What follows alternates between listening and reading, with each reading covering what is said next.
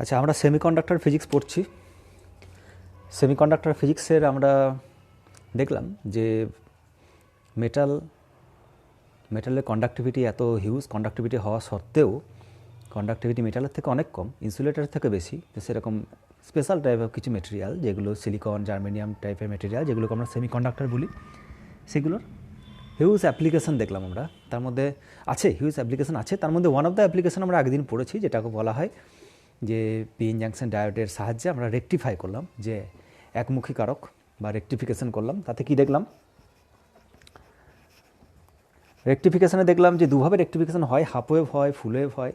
তো আমরা দেখলাম যে যদি এটা ইনপুট সিগন্যাল হয় তাহলে সেটা এসিকে ডিসি করতে পারছে। পারফেক্টলি ডিসি করতে পারে সেরকম নয়, ফ্ল্যাকচুয়েটিং ডিসি করে, পালসেটিং ডিসি করে। আরও ভালো ডিসি করে কে? ক্যাপাসিটার মানে ফিল্টার সার্কিট। তো এখানে হাফ ওয়েভ রেকটিফায়ারের একটা জিনিস মনে রাখতে হবে, যখন গ্রাফ আমরা টানবো এইভাবে, তখন যে রেকটিফিকেশান যেটা থাকবে, এরকম ট্রান্সফর্মার ইউজ করা হয়েছিল এরকম। তো এখানে ডায়োড ছিল এরকম, আর এখানে লোড ছিল। মনে রাখতে হবে আউটপুট ভোল্টেজ লোডের অ্যাক্রসে অলওয়েজ, এটা যেটা দেবো সেটা অবশ্যই লোডের দু প্রান্তে, এখানে আউটপুট ভোল্টেজ। আর ইনপুট ভোল্টেজটা, এটা কিন্তু ইনপুট ভোল্টেজ নয়, এটা ইনপুট সোর্স। এখন ইনপুট ভোল্টেজ বলতে আমরা বুঝছি ডায়োডের অ্যাক্রসে কতটা ভোল্টেজ প্রযুক্ত, কারণ এখানে যে ভোল্টেজ অ্যাপ্লাই করেছি এখানে সেই ভোল্টেজটা অ্যাম্প্লিফাইড হতে পারে, আর সেই অ্যাম্প্লিফিকেশানটা আমরা এখানে দেখিয়েছি, তার রেকটিফিকেশান আমরা করবো এই জায়গায়। এখানে ভোল্টেজটা বাড়তে পারে, কমতে পারে, ফেজ চেঞ্জ হতে পারে। সাপোজ এটা আমাদের এরকম এখানে ভোল্টেজ সোর্স লাগিয়েছি, এখানে হয়তো সেটা আউট অফ দ্য ফেজ। তো আমরা যখন বলবো ছবিতে, যখন এটা ইনপুট দেবো আমরা, তখন মনে রাখতে হবে সেটা এই ডায়োডের দুপ্রান্তে, এই যে ট্রান্সফর্মারের এই পাশের ভোল্টেজ, এই পাশে নয়। এখানে ভি ইনপুট দিকে যদি তুমি এঁকে দাও তাহলে কিন্তু সামান্য ভুল হয়ে যাবে। তো এটা তোমাকে একটু মনে রাখতে হবে ব্যাপারটা। আর দেখলাম আমরা এটা হাফ ওয়েভ রেকটিফায়ার বলে। ফুল ওয়েভ রেকটিফায়ার কী দেখলাম? ফুল ওয়েভ রেকটিফায়ারের সেন্টার ট্যাপ ট্রান্সফর্মার ইউজ করি আমরা, মানে জাস্ট মাঝখানটাতে আরেকটা পয়েন্ট আমরা নিই এখান থেকে, তারপরে এরকম করে দিই। তো এটাকে সেন্টার ট্যাপ রেকটিফায়ার বলে। It is kept at the ground potential. আর এখানে লোড লাগিয়ে দাও একটা, তো এখানে একটা ডায়োড, এখানে একটা ডায়োড, এরকম দুটো ডায়োড ইউজ করি। এটা কোর। তো কি হবে, হাফ অফ দ্য সাইকেলে কারেন্ট এই দিকে জেনারেশন হওয়ার চেষ্টা করবে, এইদিকে, তার মানে এখানে এইদিকে, এখানে ওইদিকে এরকম। আর বাকি হাফ অফ দ্য সাইকেলে কারেন্ট নিচের দিকে, এইদিকে কারেন্ট এইদিকে জেনারেশন হওয়ার চেষ্টা করবে, তার মানে এরকম। এটা যদি ডায়োড হয়, যদি লোড হয়, এটা যদি আরেকটা ডায়োড হয়, এরকম। ছবিটা একটু অন্যভাবে এঁকেছি কালকে, এটা একটা সিম্পলিফাইড ছবি, এটা আরেকটু সহজ ছবি, এটা আঁকা যেতে পারে পরীক্ষায়। মনে রাখতে হবে এটা লোড, এখানে আউটপুট ভোল্টেজ, এর অ্যাক্রস আউটপুট ভোল্টেজ। তো নেক্সট হাফ অফ দ্য সাইকেলে কি, কারেন্টটা এই দিকে নিচের দিকে, তার মানে এই সাইকেলে এইরকম, এই সাইকেলে এরকম। তো এই সাইকেলে যদি এরকম হয় তাহলে দেখতে পাচ্ছি এই ডায়োডটা অ্যাক্টিভ, D1 ইজ অ্যাক্টিভ বা D2 ইজ অফ। এটা যদি এই দিক বরাবর যায় তাহলে রিভার্স কারেন্ট, N2P এর দিকে কারেন্ট, রিভার্স স্যাচুরেশন কারেন্ট, তার মানে ডায়োডের দুপ্রান্তে ভোল্টেজ, ডায়োডটা রিভার্স বায়াসে আছে। এই পাশে কারেন্ট গেলে সেটা আমরা জানি হয় না, যা কারেন্ট যায় না এই পাশে। উচ্চ বিভব নিম্ন বিভবের জন্য কারেন্টের পি টাইপ এন টাইপ জাংশনের পোটেনশিয়াল পাল্টে দিয়ে আমরা সেটা রিভার্স আর ফরওয়ার্ড বায়াস হিসেবে ইউজ করি। তো এটা কাট অফ, এটা এই কারেন্ট যাবে না। তো এইদিকে কারেন্ট যাবে, দেখতে পাচ্ছি লোডের ওই দিকেই, লোডের এই পাশ থেকে এই পাশে, মানে এটা প্লাস, এটা মাইনাস। আর এই ক্ষেত্রে যদি কারেন্ট এই দিকে নিচের দিকে, যদি কারেন্ট এই দিকে যায় এইদিকে, তাহলে এই সার্কিটে এরকম, এই সার্কিটে এরকম, তাহলে দেখতে পাচ্ছি এইটা একটা এখন কাট অফ, এইদিকে কোনো কারেন্ট যাবে না, কিন্তু এইদিকে কারেন্ট যাবে। তো কিছুক্ষণের জন্য আমরা এই ডায়োডের অ্যাক্টিভনেস দেখব, তার জন্য লোডের অ্যাক্রসে এইদিকে কারেন্ট পাবো। আর বাকি সাইকেলের জন্য এই ডায়োড অ্যাক্টিভ থাকবে, তার জন্য লোডের অ্যাক্রসে আবার একই দিকে কারেন্ট পাবো, এইদিকেই কারেন্ট পাবো। মানে কারেন্ট কখনোই লোডের অ্যাক্রসে অফ থাকবে না, এখানে যেমন অফ আছে এরকম অফ থাকবে না। তো ফুল ওয়েভ রেকটিফায়ারে কী হবে, এটা এরকম এরকম এরকম এরকম, তার ডিউটি সাইকেল দ্বিগুণ, যা সবসময় সে অন। যদি একটা ডায়োডের ক্ষেত্রে দেখি তাহলে আলাদা, কিন্তু টোটাল সার্কিটে যদি আমরা ডিউটি সাইকেল দেখি তাহলে দেখবো যেটা সবসময় সে অন আছে, সবসময় সে কাজ করছে, সবসময় আউটপুট দিয়ে যাচ্ছে লোডের অ্যাক্রসে। তো এটা ছিল আমাদের। এখানেও মনে রাখতে হবে যে এটা আমাদের ইনপুট ভোল্টেজ, এটা যদি দেখায় এটা ইনপুট ভোল্টেজ নয়, এইখানে যা ভোল্টেজ সেটা এই অ্যাক্রসে ভোল্টেজটাকে আমরা ড্র করছি এখানে। তো এর ওই প্রান্তে ভোল্টেজ যাওয়ার পরে সেটা অ্যাম্প্লিফায়ার হতে পারে, বাড়তে পারে, কমতে পারে, অনেক কিছু হতে পারে, ফেজ চেঞ্জ হতে পারে। তো সেইগুলোকে মাথায় রাখতে হবে আমাকে, ওই জন্য আমরা সবসময় এই দুই টার্মিনালের ভোল্টেজটাকে এখানে ইনপুট হিসাবে ড্র করব, এটা মাথায় রাখতে হবে একটু। বেশ, তো এটা ছিল one of the application of PN junction diode. এখন কীভাবে হাফ ওয়েভ ফুল ওয়েভ রেকটিফায়ারের যে আউটপুট, রেকটিফায়ারের যে আউটপুটটা পেয়েছিলাম আমরা এরকম, ফুল ওয়েভ রেকটিফায়ারের এরকম এরকম এরকম, এই যে আউটপুটটা, এই আউটপুটটার সাপোজ এদিক বরাবর ভোল্টেজ, এদিক বরাবর current, this is output voltage V O. এখন এই আউটপুট ভোল্টেজটাকে যদি আরও পারফেক্ট ডিসি করতে হয়, it is not perfect DC. Perfect DC বলতে আমরা কীরকম বুঝি, এরকম, ইট is the perfect DC, but it is not perfect DC, fluctuate করছে ভোল্টেজের মান, কারেন্টের মান। এটাকে যদি এরকম করতে হয় তাহলে এই যে রিপেলগুলো, এই যে রিপেল দ্যাট এই যে রিপেল ঢেউ যেগুলো, সেগুলোকে বলা হয় রিপেল, এইগুলোকে কমাতে হবে। এইগুলো যদি মুছে ফেলতে পারি আমি, তাহলে গ্রাফটা আরও বেশি স্মুথ হবে। তো সেটা কীভাবে করা হয়, ফুল ওয়েভ রেকটিফায়ারের যে আউটপুট সেটাকে আরেকটা রেজিস্টার, একটা ক্যাপাসিটার দিয়ে এইখানে দেওয়া হয়, এই সিগন্যালটাকে এই জায়গায় দেওয়া হয়। This output voltage is given to that point, এইটা।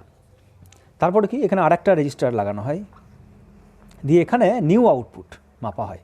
এটা ভিও ড্যাস্ট, এটা একটা আউটপুট। এটা কার আউটপুট, এটা ফুল ওয়েভ রেকটিফায়ারের যে ফাইনাল ডিসি আউটপুট বা ফ্ল্যাকচুয়েটিং ডিসি বা পালসেটিং ডিসি, সেই আউটপুটটাকে এখানে বসানো হয়েছে। তারপর এটা পারফেক্ট ডিসি করার জন্য এরকম সার্কিট ইউজ করা হয়। তাতে দেখতে পাচ্ছি দুটো রেজিস্টার ইউজ করেছে, এটা R1, এটা R2 বা RL R2, আর এটা C, একটা ক্যাপাসিটার আর দুটো রেজিস্টার ইউজ করা হয়েছে। তো এখানে কীরকম হবে, এখানে দেখতে পাচ্ছি আমরা এই গ্রাফের ক্ষেত্রে আমরা যদি এরকম, খুব ডিটেলসে পড়বো না আমরা, এরকম এটা আমাদের নেই সিলেবাসে, তো একটুখানি জাস্ট বলবো। এখানে এই ছবিটাকে যদি দেখি, তাহলে যখন এরকম ভোল্টেজ এরকম যখন থাকবে, এরকম এই ভোল্টেজটা যখন দেওয়া হবে এই জায়গায়, তখন কি দেখতে পাচ্ছি, এই যে এইখান থেকে এতটুকু জায়গায়, এখান থেকে এতটুকু ভোল্টেজের জায়গায় এই দু প্রান্তে ভোল্টেজ পজিটিভ, মানে এখানে প্লাস এখানে মাইনাস, এরকম পজিটিভ সব ক্ষেত্রেই তাই। এটা এখানে এর রেসপেক্টে এখানে ভোল্টেজ সবসময় পজিটিভ। এটা গ্রাউন্ড পোটেনশিয়াল যদি রাখি তাহলে এটা সবসময় হাই, এর পোটেনশিয়ালটা হাই। কিন্তু হাই হলেও সেই কতটা হাই সেটা বাড়ছে, আবার জিরো হচ্ছে, আবার বাড়ছে, আবার জিরো হচ্ছে, এটা ম্যাক্সিমাম, তারপর আস্তে আস্তে কমতে কমতে মিনিমাম, আবার কমতে বাড়তে বাড়তে ম্যাক্সিমাম, আবার মিনিমাম, এরকম কেস একটা হচ্ছে। আর এরকম যদি হয় তাহলে ক্যাপাসিটারের অ্যাক্রসে চার্জিং হবে, ক্যাপাসিটার চার্জড হবে, তাই না? এখানে কিছু হাই ভোল্টেজ আছে আর ক্যাপাসিটারের অ্যাক্রসে ইনিশিয়ালি জিরো ভোল্টেজ, তো ক্যাপাসিটার কী করবে, চার্জড হবে মানে এই প্লেটটা পজিটিভ হবে, এই প্লেটটা নেগেটিভ হবে। তো সেটা ধীরে ধীরে ক্যাপাসিটার চার্জ হলো, ক্যাপাসিটার চার্জ তো হলো। এবার ক্যাপাসিটার চার্জের কতক্ষণ পর্যন্ত ক্যাপাসিটার চার্জ হবে, যতক্ষণ পর্যন্ত তার দু প্রান্তে ভোল্টেজটা তার নিজস্ব ভোল্টেজের থেকে বেশি। মানে এটা একটা ক্যাপাসিটার, এখানে তুমি একটা 10 ভোল্ট ব্যাটারি লাগিয়ে দিয়েছো, তো সেটা 10 ভোল্টে চার্জ হয়ে গেল, তারপরে সে সার্কিটকে অফ করে দিল। তো এখন যদি আমি এটা যদি 5 ভোল্ট করে দিই, তাহলে ও ডিসচার্জ করতে শুরু করবে, বা ওর যদি আরও কোনো ভালো রেজিস্টার, সে শর্ট সার্কিট কোনো পায়, কোথাও ডিসচার্জ করার মতো সার্কিট পায়, তাহলে সে ওই দিক বরাবর ডিসচার্জ করতে শুরু করবে। তাহলে যখন তার ফুল ভোল্টেজ সে চার্জ হয়ে গেল, এখন যদি একটা এলইডি লাগিয়ে দিই, তাহলে এখানে এলইডি গ্লো করবে, কারণ সে ক্যাপাসিটারের থেকে কারেন্ট ড্র করবে, এই সার্কিটে কারেন্ট পাঠাবে। এরকম আমরা পড়েছি, এলসি অসিলেশনে পড়েছি, ইলেকট্রিক এনার্জি, ম্যাগনেটিক এনার্জি, তারা পরস্পর মিউচুয়াল অসিলেশন হয়, এরকম অনেক কিছু পড়েছি আমরা। তো ক্যাপাসিটার ডিসচার্জ করতে পারে যদি তার আনুষঙ্গিক কোনো সার্কিট তার আশেপাশে থাকে। তো এখানে একটা সার্কিট লাগানো আছে R2। যখন এই যে এতদূর পর্যন্ত ক্যাপাসিটার ফুললি চার্জ হয়ে গেল, ফুললি এই ভোল্টেজটা পুরোটা এখানে পেলো, সাপোজ রেজিস্ট্যান্সের ভ্যালু কম বা কিছু একটা ফিক্সড, তো যাই হোক কিছু একটা ভোল্টেজ আমরা পাবো এখানে। যদি এটা নাও থাকে তাহলে এখানে যা ভোল্টেজ এখানে তাই ভোল্টেজ পাবো আমরা। তো এখানে একটা ম্যাক্সিমাম ভোল্টেজ পাওয়ার পরে যখন ইনপুট ভোল্টেজটা কমতে থাকবে, ক্যাপাসিটারের অ্যাক্রসে যখন ইনপুট ভোল্টেজ কমতে থাকবে, তখন ক্যাপাসিটার এইটার মধ্যে দিয়ে ডিসচার্জ করতে শুরু করবে। তার যে ব্যাটারি পোলারিটি, সেই তার যে এটা প্লাস এটা মাইনাস, তো সেটা উচ্চ বিভব, এটা নিম্ন বিভব, সুতরাং এবার এইটার দিকে কারেন্ট ফ্লো করবে। এটা প্লাস, তার মানে এটা প্লাস, এটা মাইনাস, তার মানে এটা প্লাস, তার মানে R2-র অ্যাক্রসে কারেন্ট ফ্লো করতে থাকবে। আর R2-র অ্যাক্রসে কারেন্ট পেলে সেই কারেন্ট ইন্টু এই resistance, it is the output voltage, final output voltage. তো আমরা একটা ফাইনাল আউটপুট ভোল্টেজ এরকম পাবো কতক্ষণ পর্যন্ত, যখন এর ডিসচার্জ এর যখন ইনপুট ভোল্টেজ যখন কমছে, তখন তো ক্যাপাসিটারের ভোল্টেজ তার থেকে বেশি আছে, কারণ সে ইনিশিয়ালি ফুললি চার্জ হয়ে গিয়েছে এইটার জন্য। তো ফুললি চার্জ হয়ে যাওয়ার পরে কিছু ভোল্টেজ স্টোর করে রেখেছে, তারপরে ইনপুট কমছে, তো এ কী করবে, ও ডিসচার্জ করতে শুরু করেছে, তার মানে এর মধ্যে কারেন্ট যাচ্ছে, আর সেই কারেন্ট ইন্টু রেজিস্টার মানে একটা ভোল্টেজ আমরা এখানে পাবো V0 ড্যাস্ট। এই ডিসচার্জটা এখানে যে ডিসচার্জ হচ্ছে সেটাকে খুব স্লো রেটে করতে হবে, ভেরি স্লো, আস্তে আস্তে ডিসচার্জ হবে। আর যদি স্লো ডিসচার্জ হয় তাহলে এর একদম গ্রাউন্ডে পৌঁছাবে না, এই কারেন্টটা একদম জিরো হবে না, জিরো হওয়ার আগে একে আবার চার্জ করে দিতে হবে। মানে এইখান থেকে এইটুকু ইনপুট ভোল্টেজটা যখন কমে জিরো হচ্ছে, এরও ডিসচার্জ যেন সেই সময় জিরো না হয়ে যায়, সেই সময় যেন এর মধ্যে কিছু ভোল্টেজ থেকে থাকে। সুতরাং যেই এর কারেন্টের মানটা কমতে শুরু করবে তখন একে আবার চার্জ করতে শুরু করে দিতে হবে, আবার এইটা দিয়ে আবার চার্জিং করে দাও। তাহলে কী হবে, এই ডিসচার্জিং মানটা যেই কমবে সঙ্গে সঙ্গে আবার ক্যাপাসিটার চার্জ হয়ে আবার তার ক্যাপাসিটারের ভোল্টেজটা বেড়ে যাবে এর দ্বারা। আবার কী হবে, আবার যখন ম্যাক্সিমাম ভোল্টেজ হয়ে যাবে, ক্যাপাসিটার ফুললি চার্জ হয়ে যাবে, আবার সে ডিসচার্জ করতে শুরু করবে। যখন ডিসচার্জ করতে করতে কারেন্টটা কমে যাবে, কমতে দিলে হবে না, কমতে গেলে সঙ্গে সঙ্গে ওকে চার্জ করে দিতে হবে। মানে চার্জিংটা ফাস্ট করতে হবে, ডিসচার্জিংটা ফাস্ট নয়, ডিসচার্জিংটা ভেরি স্লো। তাহলে কী হবে, R2 অ্যাক্রসে ক্যাপাসিটার হালকা ডিসচার্জ হবে, তারপর আবার হালকা ডিসচার্জ হবে, আবার হালকা ডিসচার্জ হবে, এরকম। তার মানে আউটপুট ভোল্টেজটা অলমোস্ট কনস্ট্যান্ট হয়ে যাবে। তার মানে এই রিপুলগুলোকে বাদ দেওয়া যাবে। এই যে রিপুল, এই যে এইটা আসছে, তারপরে এইরকম, তারপরে এইরকম, তারপরে এরকম, এরকম একটা আমরা আউটপুট গ্রাফ পাবো। এই যে ঢেউগুলো, এগুলো আস্তে আস্তে কমবে, কারণ আমরা এই ভোল্টেজটাই নিচ্ছি না, আমরা ক্যাপাসিটারে এবার ঠিক করছে যে চার্জিং কেমন হচ্ছে, ডিসচার্জিং কেমন হচ্ছে। এই ডিসচার্জিং যে ভোল্টেজটা, কারেন্টটা, সেই current into resistance output voltage, এইটাই ঠিক করবে আউটপুট ভোল্টেজ কেমন হবে। তো সেইটাকে আমাকে স্থির করতে হবে, আমি চার্জিং ফাস্ট করবো না ডিসচার্জিং ফাস্ট করবো। আমি কী করেছি, আমি ডিসচার্জিংটা ফাস্ট করিনি, ডিসচার্জিংটা ভেরি স্লো করেছি, স্লো ডিসচার্জ, মানে জিরো হচ্ছে না, একটু কমছে, তারপর আবার ক্যাপাসিটারকে চার্জ করে দিতে হবে। ক্যাপাসিটার ডিসচার্জ করছে অলরেডি, তো সে আবার আস্তে আস্তে কারেন্টটা বাড়ছে, আবার ডিসচার্জ করছে, চার্জিং ডিসচার্জিং চলছে সঙ্গে সঙ্গে, কিন্তু আউটপুট ভোল্টেজ সেম, প্রায় কনস্ট্যান্ট থাকবে এরকম। তো কী করে করা যায় এটা, টাইম কনস্ট্যান্ট বলে একটা প্যারামিটার হয়, এটাকে টাউ দিয়ে রিপ্রেজেন্ট করি আমরা, it is call the time constant. Capacitor আর রেজিস্ট্যান্স, এটা আমরা আগে পড়েছি যে ক্যাপাসিটার আর রেজিস্টার এদের প্রোডাক্ট বা এদের গুণফল সিআর। ক্যাপাসিটার মানে Q is equal to C V, Q equal to C V, তার মানে C equal to Q by V. রেজিস্ট্যান্সের মতো থাকলো, আর Q equal to I T by V into R, আর ভি ইকাল টু আইআর। তাহলে পরের line I T by I R into আর। তাহলে দেখতে পাচ্ছি ওপরে একটা আইআর, নিচে একটা আইআর কেটে গেল, তার মানে শুধু টাইম পড়ে রইবে, টাইম, দ্যাট ইজ সেকেন্ড। তার মানে সিআর এর ডাইমেনশন হচ্ছে সেকেন্ড। সিমিলারলি আমরা যদি দেখি এল বাই আর তারও ডাইমেনশন হয় সেকেন্ড, এবং এইগুলোকে বলা হয় টাইম কনস্ট্যান্ট। এই সিআর এদের প্রোডাক্ট, এই প্রোডাক্ট ঠিক করবে how fast discharge will happen or how fast charging will happen. কত ফাস্ট চার্জিং হবে, কত ফাস্ট ডিসচার্জিং হবে, সেটা ঠিক করবে সি এর মান কত, আর এর মান কত। এদের প্রোডাক্টকে আমরা এমনভাবে ফিট করব যাতে করে সিআর যে ভ্যালু, এটা খুব স্লো ডিসচার্জ হবে, ভেরি স্লো টাইম কনস্ট্যান্ট। আর এখানে কী করবে, এখানে ভেরি ফাস্ট, এখানে র্যাপিড চেঞ্জ হচ্ছে, জিরো হচ্ছে, আবার হচ্ছে, এ এক পা ঘুরতে করতে এ যা সামান্য একটু নেমেছে এটা। তো এখানে মনে রাখতে হবে ডিসচার্জিং টাইম কনস্ট্যান্ট স্লো, আর চার্জিং এটা ফাস্ট। তো এই যে আরসি, এখানে আরসি, এই দুটোর ভ্যালু ঠিক করে আমরা আউটপুট ভোল্টেজটাকে পালসেটিং ডিসি বা ফ্ল্যাকচুয়েটিং ডিসি থেকে আরও পারফেক্ট ডিসি বানাতে পারি, এরকম সার্কিট ইউজ করে। আর এই ধরনের সার্কিটকে বলা হয় ফিল্টার সার্কিট। ফিল্টার কাকে ফিল্টার করছে, রিপিলগুলোকে ফিল্টার করছে। এই ঢেউগুলো আর নেই, এই ঢেউগুলো ছাঁকনি দিয়ে বাদ চলে গিয়েছে এখানে, তো যেন কোনোভাবে ফিল্টার হচ্ছে, ডিসিটাকে পারফেক্ট ডিসি করার জন্য ফিল্টার ইউজ করেছি। তো আরও অনেক ফিল্টার হয়, এল সেকশন ফিল্টার, পাই সেকশন ফিল্টার, ইন্ডাক্টার ইউজ করে ফিল্টার করা হয়, বিভিন্ন রকম ফিল্টার আছে। যত উন্নত মানের ফিল্টার হবে তত বেশি পারফেক্ট ডিসি হবে। এটা যেমন তবুও 100% হয়নি, এটাকে আরও যদি পারফেক্ট করতে হয় তাহলে আরও উন্নত মানের ফিল্টার ইউজ করতে হবে, তাহলে এটা মোটামুটি একদম স্ট্রেট লাইন হয়ে যাবে। তাহলে আমরা কী দেখলাম, আমরা দেখলাম এসি ভোল্টেজ বা কারেন্ট সেটাকে ডিসি করে কে রেকটিফায়ার বা একমুখী কারক, আর পালসেটিং বা ফ্ল্যাকচুয়েটিং ডিসিকে পারফেক্ট ডিসি করে কে ফিল্টার সার্কিট। তো এমসিকিউর জন্য খুবই ইম্পর্ট্যান্ট, এটা হয়তো বড় প্রশ্ন তো নাও দিতে পারে, তবে কমিউনিকেশন সিস্টেমে আমাদের একটুখানি ছিল এটা, ওই জন্য কমিউনিকেশন তো এবছর সিলেবাসে নেই, তাই আমি এখন একটু বলে দিলাম। ওখানেও এরকম অরিজিনাল এনভেলপ ফেরত পাওয়ার জন্য, অরিজিনাল তথ্য সংকেত ফেরত পাওয়ার জন্য আমরা ফিল্টার সার্কিট ইউজ করি ওখানে। তো যেহেতু এটা আমাদের এখন এবছর আউট অফ দ্য সিলেবাস, তার জন্য আমি এটা একটুখানি বলে দিলাম। এখানে এই ধরনের জিনিস ওখানে ব্যবহার করা হয়, বহু সার্কিটই ব্যবহার করা হয়। যে জায়গায় ডিসি দরকার তখন জানবে যে শুধু রেকটিফায়ার হলে হবে না, ফিল্টার সার্কিট অবশ্যই লাগবে। তো এটা হচ্ছে পিএন জাংশন ডায়োড। আমরা পিএন জাংশন ডায়োডের সাথে আমরা এসিকে ডিসি করেছি। So one of the application of PN junction diode is the rectification. Next আমরা দেখব যে এর আরও কী কী অ্যাপ্লিকেশন আছে। পিএন জাংশন ডায়োডের সাহায্যে আমরা আর কী কী জিনিস ব্যবহার করতে পারি।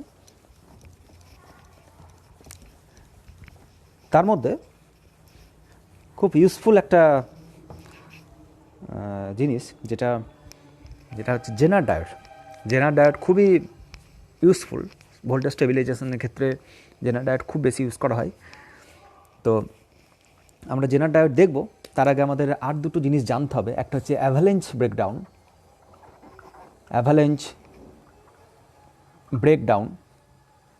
আর এর সাথে সাথে জেনার ব্রেকডাউন। এই দুটো জিনিস আমাদের জানতে হবে। এই দুটো জিনিস যদি জানি তাহলে জেনার থেকে আমরা প্রশ্নের উত্তর করতে পারবো, আর জেনার থেকে প্রশ্ন আসবেই। জেনার এমন একটা জায়গা যে জায়গা থেকে প্রায় প্রত্যেক বছর প্রশ্ন দেয়, খুবই ইম্পর্ট্যান্ট জায়গা।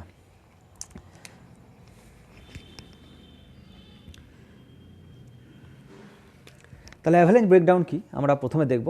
তো আমরা এখনও পর্যন্ত পিএন জাংশন ডায়োড সম্বন্ধে যেটুকু পড়েছি, এটা হচ্ছে আমাদের একটা পিএন জাংশন ডায়োড, এটা রিপ্লেসমেন্ট রিজিয়ান এরকম, এটা পি টাইপ, এটা এন টাইপ, একটা পি টাইপের সাবস্ট্রেট নিয়ে এদিকে এন টাইপ ডোপ করেছি, বা এন টাইপ সাবস্ট্রেট ওয়েফার নিয়ে পি টাইপ ডোপ করেছি। এরকম একটা ব্যারিয়ার জাংশন তৈরি হয়েছে মাঝখানে, তার মানে দুদিকে পোটেনশিয়াল ব্যারিয়ার তৈরি হয়েছে।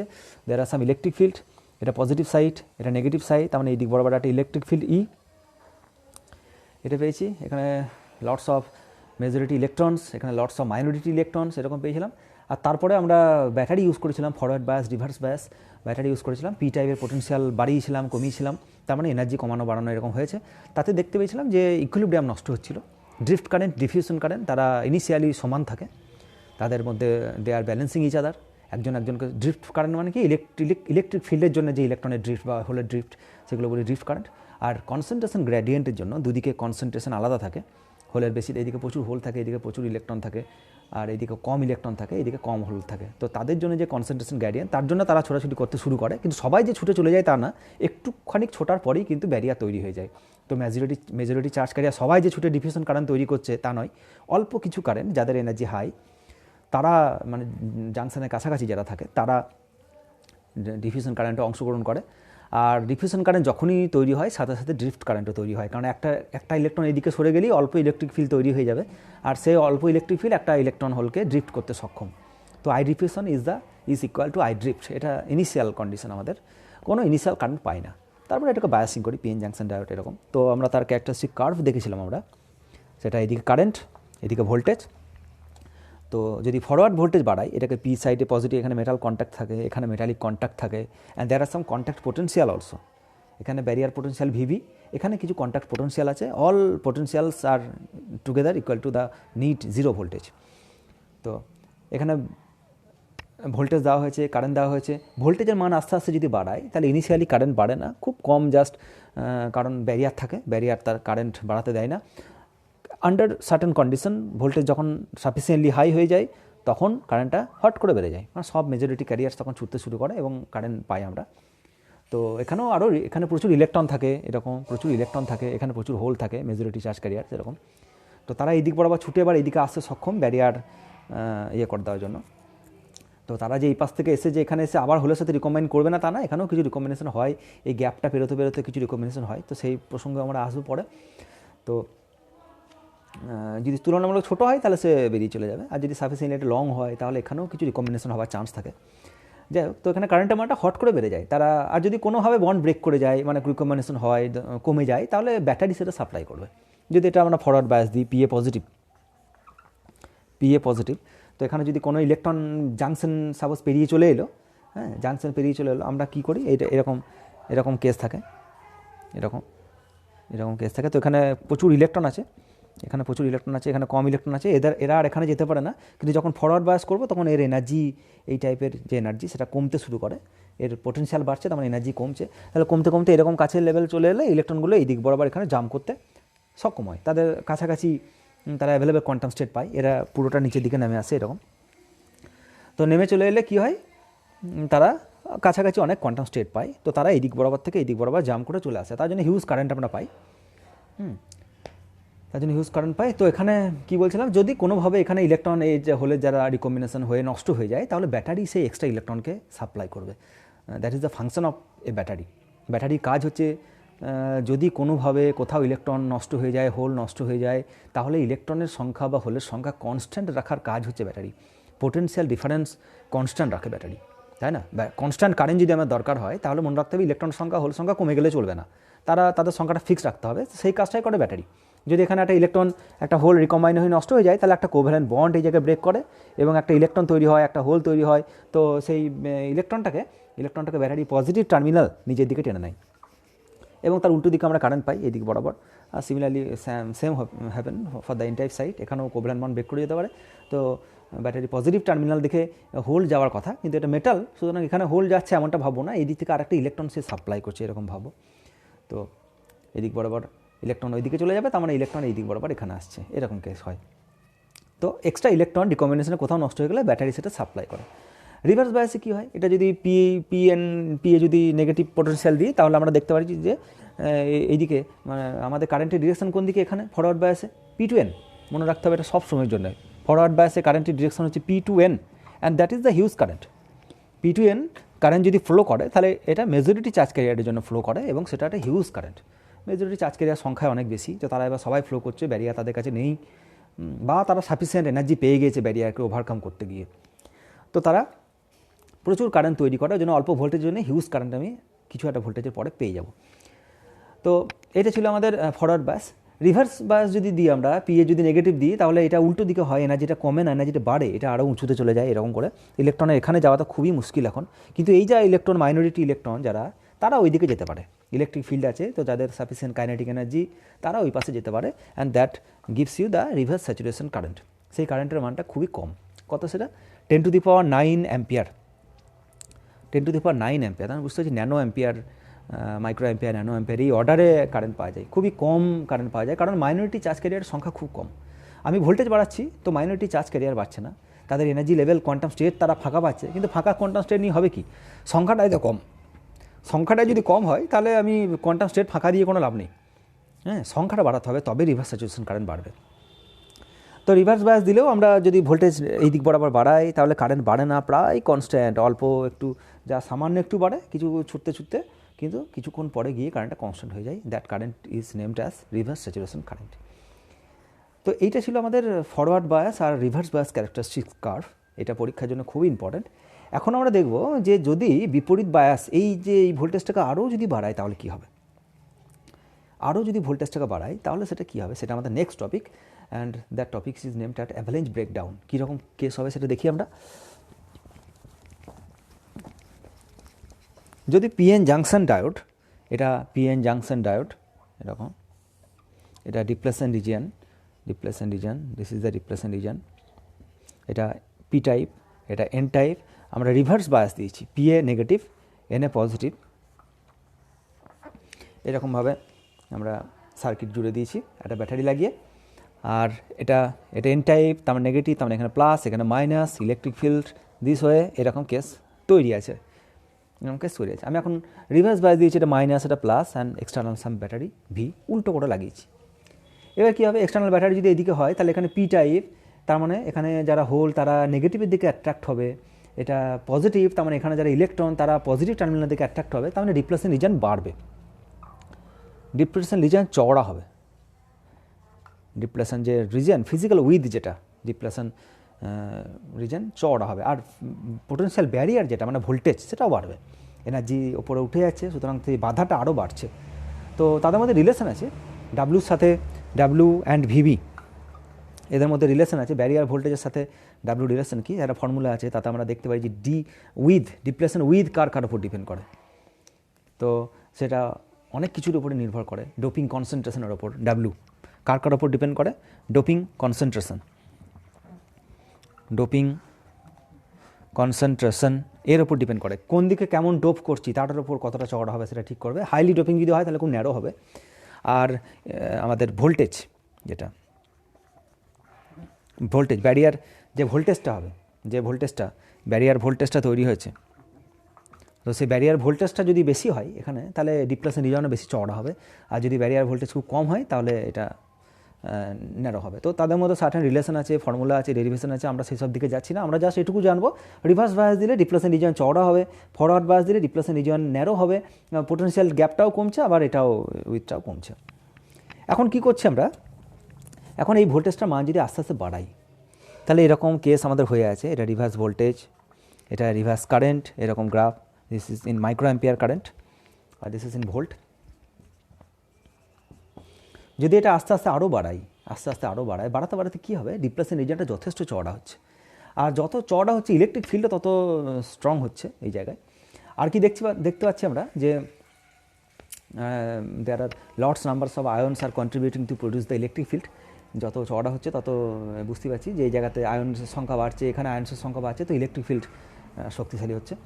আর কি দেখবো এখানে, যে যদি এখানে ভোল্টেজ যদি আস্তে আস্তে বাড়ায়, তাহলে সেই যে এনার্জির এখানে যে এন টাইপ পি টাইপ, তাহলে এখানে কিছু মাইনরিটি ইলেকট্রন আছে। আর রিভার্স বায়াসের ক্ষেত্রে আমরা সবসময় মাইনরিটি চার্জের কথা বলি, কারণ এখানে ফরওয়ার্ড মেজরিটি চার্জ ক্যারিয়ারের কোনো গল্প নেই, তারা তো ব্যারিয়ার ক্রস করে যেতে পারবে না। তো all about the minority charge carriers. এখানে কিছু ইলেকট্রন আছে, এখানে কিছু হোল আছে। তাহলে আমাদের সেই এনার্জি ডায়াগ্রাম যেটা এরকম ছিল, এরকম। তো এবার কী করছি, এবার পি টাইপের পোটেনশিয়াল কমাচ্ছি, তার মানে পি টাইপের এনার্জি বাড়ছে, তার মানে এটা বেরিয়ে যাচ্ছে। আর এটা বেরিয়ে যাচ্ছে মানে এখানে যে ইলেকট্রন, তাদের কাইনেটিক এনার্জি বাড়ছে, তাদের এনার্জি বাড়ছে, দ্যাট মিনস তাদের কাইনেটিক এনার্জি বাড়ছে। আর তাদের কাইনেটিক এনার্জি যদি বাড়ে, আর এখানে ইলেকট্রিক ফিল্ড এইদিকে, কাইনেটিক এনার্জি যদি বাড়ে, তাহলে ইলেকট্রিক ফিল্ড সেই ইলেকট্রনগুলোকে সহজেই ড্রিফট করতে পারে উইথ দ্য হাই এনার্জি। ঠিক আছে, যে ইলেকট্রনগুলো আছে, ইলেকট্রন এখানে পজিটিভ টার্মিনাল দ্বারা তারা আরও বিকর্ষণ লাভ করছে, তার মানে তাদের কাইনেটিক এনার্জি আরও বাড়ছে। তো তারা ছোটাছুটি করবে, ইলেকট্রিক ফিল্ডের বিপরীতে যাওয়ার চেষ্টা করবে, এবং এতদূর পর্যন্ত আসার পরেই এখানে ইলেকট্রিক ফিল্ড আছে, সেই ইলেকট্রিক ফিল্ড আবার এই ইলেকট্রনগুলোকে নিজের দিকে টেনে নেবে। And same for the holes, এখানে হোল পজিটিভ টার্মিনাল দ্বারা বিকর্ষণ লাভ করছে, তারা ডিপ্লেশন রিজিয়নে ঢোকার চেষ্টা করবে, এবং ইলেকট্রিক ফিল্ড তাকে নিজের দিকে টেনে নেবে। এবং এই যে ইলেকট্রনগুলো হাই কাইনেটিক এনার্জি নিয়ে যাচ্ছে, হাই কাইনেটিক এনার্জি নিয়ে ডিপ্লেশন রিজিয়ন ঢুকছে, এবং ডিপ্লেশন রিজিয়নটা খুব চওড়া, অনেক বড় ডিপ্লেশন রিজিয়ন, তাকে অনেকটা দূর যেতে হবে। এবং যেহেতু সে হাই কাইনেটিক এনার্জি নিয়ে এসেছে, there is a probability that to break a covalent bond. এখানে প্রচুর আয়ন আছে যারা কোভ্যালেন্ট বন্ড দ্বারা যুক্ত আছে, আর একটা হাই কাইনেটিক এনার্জি নিয়ে একটা ইলেকট্রন এই বন্ডকে ধাক্কা মেরেছে, তার মানে এখান থেকে একটা ইলেকট্রন আর একটা হোল পেয়ার তৈরি হবে, একটা ইলেকট্রন অ্যান্ড হোল পেয়ার। কোথায়? In the depletion region. কে তৈরি করলো? Minority electron. পি টাইপ সাইটে যারা মাইনরিটি, তারা ব্যাটারি নেগেটিভ টার্মিনাল দ্বারা বিকর্ষণ লাভ করে ডিপ্লেশন রিজিয়নে হাই এনার্জি নিয়ে ঢুকেছে, তারা কলিশন করেছে, কোভ্যালেন্ট বন্ডগুলোকে ধাক্কা মেরেছে, সেই এনার্জি দিয়ে একটা কোভ্যালেন্ট বন্ড ব্রেক করা, মানে একটা ইলেকট্রন একটা হোল পেয়ার তৈরি করা। আর এই ইলেকট্রন হোল পেয়ারটা কী করবে? তারা ডিপ্লেশন রিজিয়নে বসে আছে, ইলেকট্রিক ফিল্ড আছে, ইলেকট্রিক ফিল্ড ইলেকট্রনকে তার বিপরীত দিকে ঠেলে দেবে, তার মানে তাকে এই দিকে বের করে দেবে, আর হোলগুলোকে তার নিজের দিকে পার করে দেবে, তাই না? তাহলে ইলেকট্রন এই দিকে যাচ্ছে, তার মানে ইলেকট্রনের গতি বিপরীতে, ব্যাটারি পজিটিভ টার্মিনালের দিকে কারেন্ট, আর হোলগুলো এই দিকে, তার মানে হোলের দিকেই কারেন্ট, তার মানে এই দিকে আমি যে কারেন্টের মান, সেই কারেন্টের মানটা বাড়বে। কেন বাড়বে? কারণ ইলেকট্রন দুটো কোভ্যালেন্ট বন্ডকে ব্রেক করেছে, একটা ইলেকট্রন একটা হোল তৈরি হয়েছে, চার্জ ক্যারিয়ারের সংখ্যা বাড়ছে। তার মানে কারেন্টটা এরকম ছিল, এবার কারেন্টটা হট করে একটু বাড়তে শুরু করেছে। তারপরে কী হবে? এই যে ইলেকট্রনটা বেরোলো, একেও তো ডিপ্লেশন রিজিয়ন পেরোতে হবে, এও তো অনেকটা ডিপ্লেশন, সে হয়তো কোথাও একটা ধাক্কা মেরেছে, তো তাকেও ডিপ্লেশন রিজিয়ন পার করতে হবে। ডিপ্লেশন রিজিয়ন ইজ ওয়াইডার, চওড়া ডিপ্লেশন রিজিয়ন, এবং এরও কাইনেটিক এনার্জি হাই, কারণ আমরা জানি একটা ইলেকট্রনকে যদি ধাক্কা মারে, তাহলে তাদের মধ্যে কলিশন যদি হয়, তাহলে এনার্জির হস্তান্তর হয়, একজনকে এনার্জি দেবে। সুতরাং বন্ড ব্রেক করে তারা যে চুপ করে বসে থাকবে তা না, তারাও হাই এনার্জি নিয়ে ছুটছে, এবং সেই ইলেকট্রন আরও একটা কোভ্যালেন্ট বন্ড ব্রেক করতে পারে, সেই কোভ্যালেন্ট বন্ড থেকে বেরোনো ইলেকট্রন আরও কিছু কোভ্যালেন্ট বন্ড ব্রেক করতে পারে। তো এইভাবে একটা গুণোত্তর প্রগতিতে ইলেকট্রনের সংখ্যা হট করে বেড়ে যাবে প্রচুর। ইলেকট্রন হোল পেয়ারের সংখ্যা বলবো আমি, ইলেকট্রন হোল পেয়ারের সংখ্যা অজস্র বেড়ে যাবে। এবং যদি প্রচুর ইলেকট্রন হোল পেয়ার এই জায়গায় তৈরি হয়ে যায়, এখানে প্রচুর ইলেকট্রন হোল পেয়ার তৈরি হয়ে যায়, তাহলে এটা তো ডিপ্লেশন রিজিয়ন, এখানে তো চার্জ ক্যারিয়ার থাকতে পারবে না, কারণ ইলেকট্রিক ফিল্ড আছে। তো ইলেকট্রিক ফিল্ড ইলেকট্রনগুলোকে ওই দিকে, হোলগুলোকে এই দিকে সেপারেট করে দেবে। তাহলে মাইনরিটি ইলেকট্রন, এখান থেকে একটা দুটো ইলেকট্রন ঢুকেছিল, তারা এখানে গিয়ে কোভ্যালেন্ট বন্ড ব্রেক করেছে, কলিউশন করে তারা ব্রেক করেছে, মনে রাখতে হবে, ডিউ টু দ্য কলিশনের জন্য এখানে ইলেকট্রন হোল পেয়ার তৈরি হয়েছে, এবং large number of electron whole pair তৈরি হয়েছে। তার মানে মাইনরিটি ইলেকট্রনের সংখ্যা হট করে বেড়ে গিয়েছে। এখানে মাইনরিটি হোলের সংখ্যা হট করে বেড়ে গেছে, কারণ যদি ডিপ্লেশন রিজিয়নের কোভ্যালেন্ট বন্ড ব্রেক না করতো তাহলে এই দুটো চারটে ইলেকট্রন রিভার্স স্যাচুরেশন কারেন্ট দিত এরকম। কিন্তু প্রচুর এখন অজস্র ইলেকট্রন এই দিক বরাবর আসছে, তার মানে অজস্র ইলেকট্রনের জন্য হিউজ একটা কারেন্ট পাবো হট করে আন্ডার সার্টেন ভোল্টেজ। আমি দেখবো কারেন্টটা হট করে প্রচুর বেড়ে গেছে, কারণ প্রচুর কোভ্যালেন্ট বন্ড সেই সময় ধাক্কা মেরে ভেঙেছে, একে অন্যকে ধাক্কা মারছে, আর সবাইয়ের মতো করে কোভ্যালেন্ট বন্ড ব্রেক করছে এবং ইলেকট্রিক কারেন্টের মান হট করে বেরিয়ে যাচ্ছে। তাহলে কী হবে, কারেন্টের মানটা হট করে বেড়ে যাবে। কারেন্টটা কনস্ট্যান্ট ছিল, কারেন্টটা কনস্ট্যান্ট থাকতে থাকতে কারেন্টের মানটা প্রচুর চার্জ ক্যারিয়ার তৈরি হয়ে যাবে এবং কারেন্টের মানটা হট করে বেড়ে যাবে। তো সার্কিট কী হবে, ব্রেকডাউন হয়ে যাবে। তার মানে যে ডায়োড, যেটা পিএন জাংশন ডায়োড, সে এত কারেন্ট সহ্য করতে পারে না। এটা মাইক্রো অ্যাম্পিয়ার কারেন্ট, সেটা আসলে রিভার্স কারেন্ট। তো রিভার্স কারেন্ট সে এত চার্জ ক্যারিয়ার তৈরি হয়েছে এবং সে কারেন্টটা হিউজ বাড়ছে, প্রচুর কারেন্ট এদিক বরাবর বাড়ছে। এবং এত চার্জ ক্যারিয়ার যদি তৈরি হয়ে যায় তাহলে সার্কিটের যে কারেন্ট বহন করার যে ক্ষমতা, সেই ক্ষমতাটাই ভেঙে যাবে। তো that type of breakdown is called the avalanche breakdown. Avalanche মানে কি? অ্যাভালেঞ্জ মানে বাংলা যদি সার্চ করে দেখো তাহলে বাংলা হচ্ছে সম্প্রপাত। অ্যাভালেঞ্জ বাংলা হচ্ছে সম্প্রপাত। আমরা জলপ্রপাত শুনেছি, সম্প্রপাত শুনেছি। সম্প্রপাত মানে হচ্ছে বরফের হিমবাহ, যে একটা পাহাড়ি অঞ্চলে যদি একটা বাজ পাখি যদি কোথাও পাহাড়ের উপরে বসে থাকে আর তার পায়ে যদি একটা পাথর থাকে, তো সাপোজ বাজ পাখিটা উড়ে চলে গেল, পাথরটা নিচের দিকে গড়িয়ে পড়ছে, তো সেই একটা পাথর পরবর্তী ধাপে পড়তে এসে আরও কিছু পাথরকে ব্রেক করলো, সেই অনেকগুলো পাথর আবার কিছু পাহাড়ের ধাপে গিয়ে অনেকগুলো পাথরকে খসালো। তো একদম নিচে যে লোকটি বসে আছে সে কি দেখবে, যে অ্যাভালেঞ্চ অফ স্টোন, প্রচুর পাথর একসাথে বা একটা অনেক পাথরের ঢেউ বয়ে চলে আসছে। That is the avalanche of the stone, এরকম বলবো। যে কিছু একটা, যেমন জলপ্রপাত যেমন হয়, প্রচুর জল এখানে আসে, কাইনেটিক এনার্জি প্রচুর বেড়ে যায় এই জায়গায়, আস্তে আস্তে পড়ছে, তো পোটেনশিয়াল এনার্জি কমছে, তো কাইনেটিক এনার্জি বাড়ছে, তখন হিউজ কাইনেটিক এনার্জি নিয়ে প্রচুর পাথর বেরিয়ে যাচ্ছে। ঠিক সেরকম বরফে যারা স্কেটিং করে তারা কী করে, কোনো একটা জায়গায় যদি বরফের চাং ছেড়ে যায়, তাহলে সেই চাংটা যখন নিচের দিকে আসে তখন সে আরও বরফের চাং খসিয়ে নিয়ে আসে, এবং একদম গ্রাউন্ডে থেকে যদি কেউ দেখে তাহলে সে দেখবে প্রচুর বরফের চাং একসাথে হিউজ কাইনেটিক এনার্জি নিয়ে ছুটে আসছে। তার মানে somehow there is a breakdown, ভেঙে গিয়েছে মেটেরিয়াল। তো সেই যে ব্রেকডাউন, সেই ব্রেকডাউনের জন্য প্রচুর হিট উৎপন্ন হয়। Heat, there is lots of heat produce in this process. কেন হিট তৈরি হয়? কারণ কলিউশন হচ্ছে, আর কলিউশন হচ্ছে মানে হিট উৎপন্ন হবে। কলিউশন, যে কোনো রকমের কলিউশন, তার মানে মেটেরিয়ালের সাথে ধাক্কাধাক্কি হচ্ছে, আর ধাক্কাধাক্কি মানেই এনার্জি হস্তান্তর হচ্ছে, ছোটাছুটি, র্যান্ডাম ছোটাছুটি, তার জন্য হিউজ হিট উৎপন্ন হয়। আর সেই heat can damage the diode. তো ডায়োডটা পুড়ে যেতে পারে। ওই জন্য হট করে কেউ একটা পিএন জাংশন ডায়োড কিনে নিয়ে চলে এলো আর একটা এলইডি লাগিয়ে দিল, রিভার্স ভোল্টেজ হাই করে দিল, তো এরকম করে দিয়ে মেটেরিয়াল পুড়ে যাওয়ার চান্স থাকে। তো খুব কেয়ারফুলি একে খুব যত্ন করে বের করতে হবে। আর এই ব্রেকডাউনটা কত? সাপোজ এটা 6 ভোল্ট, গ্রেটার দ্যান 6 ভোল্ট, একটা ডায়োডকে রিভার্স ভোল্টেজ 6 ভোল্টে আমরা দিলাম, তাহলে দেখলাম যে এটা ব্রেকডাউন করে গেল। তো এই ধরনের ব্রেকডাউনকে বলা হয় অ্যাভালাঞ্চ ব্রেকডাউন।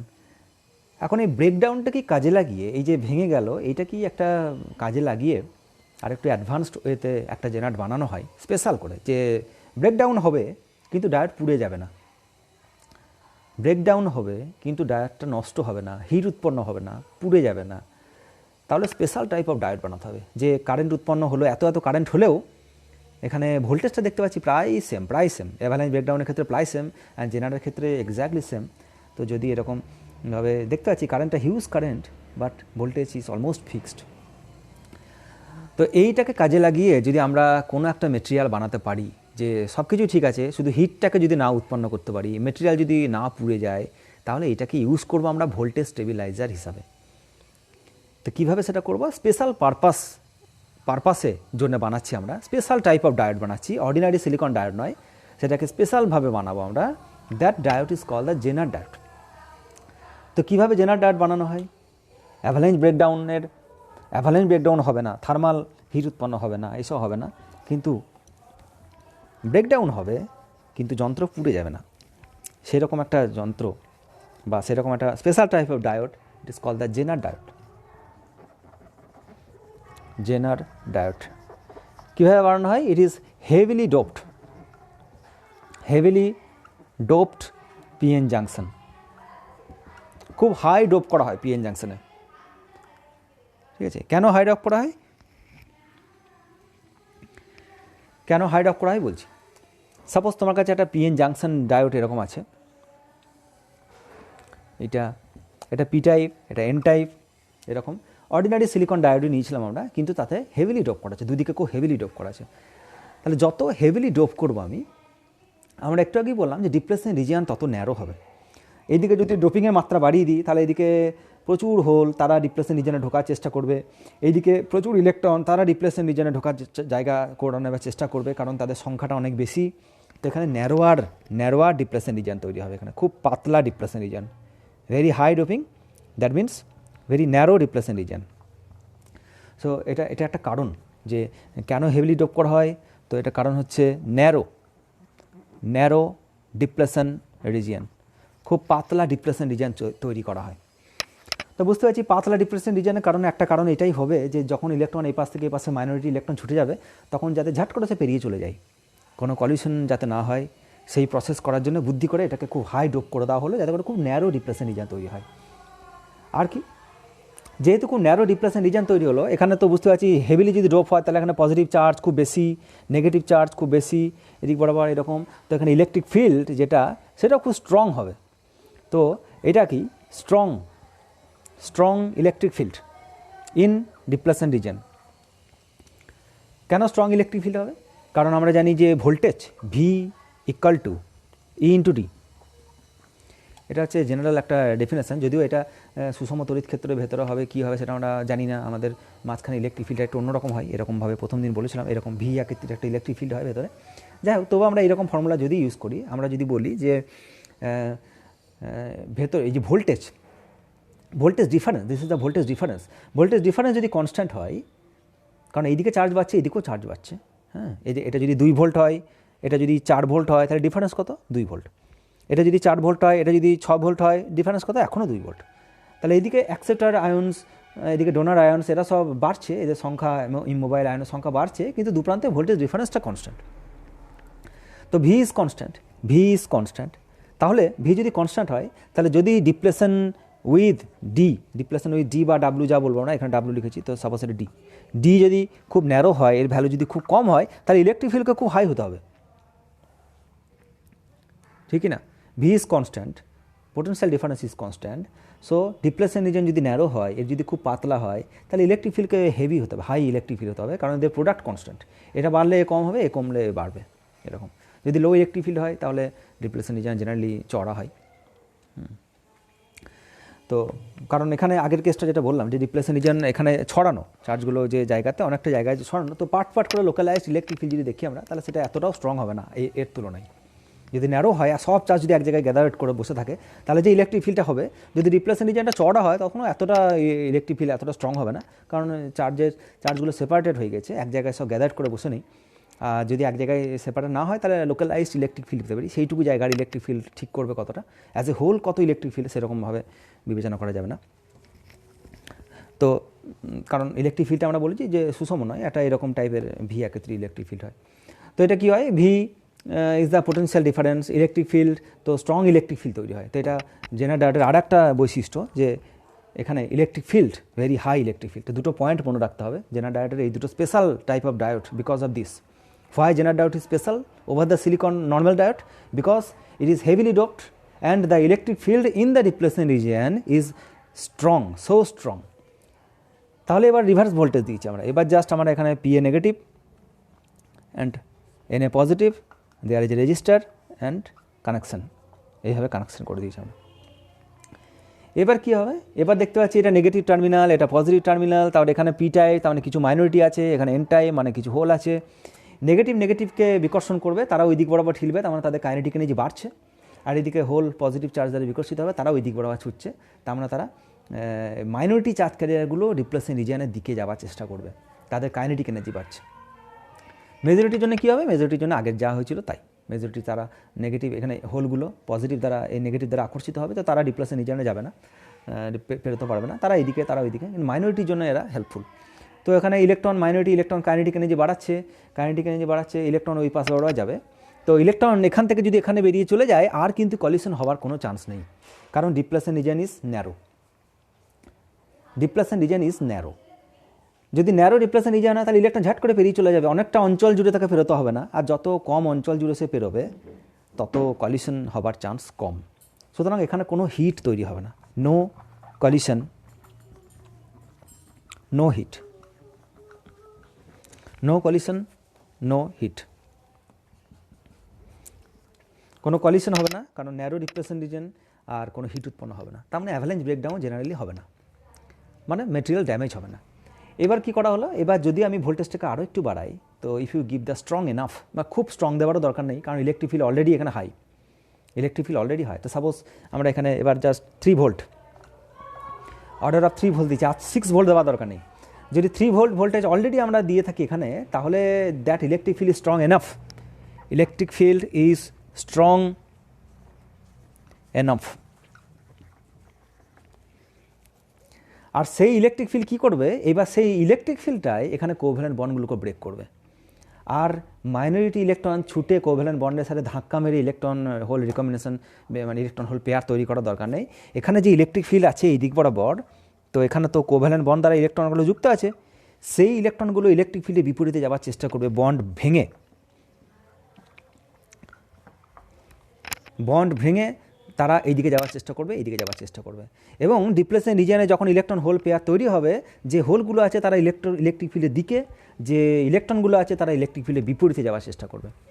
এবং যাওয়ার সময়ও তাকে অনেকটা রিজিয়ন কভার করতে হবে না, এমনটা নয় যে বন্ড ব্রেক করার পরে তারা আবার কলিশন করে আরও প্রচুর ইলেকট্রন বের করে দিয়েছে, ধাক্কাধাক্কি করে আরও হিট উৎপন্ন হচ্ছে, তা নয়, because depletion region is narrow.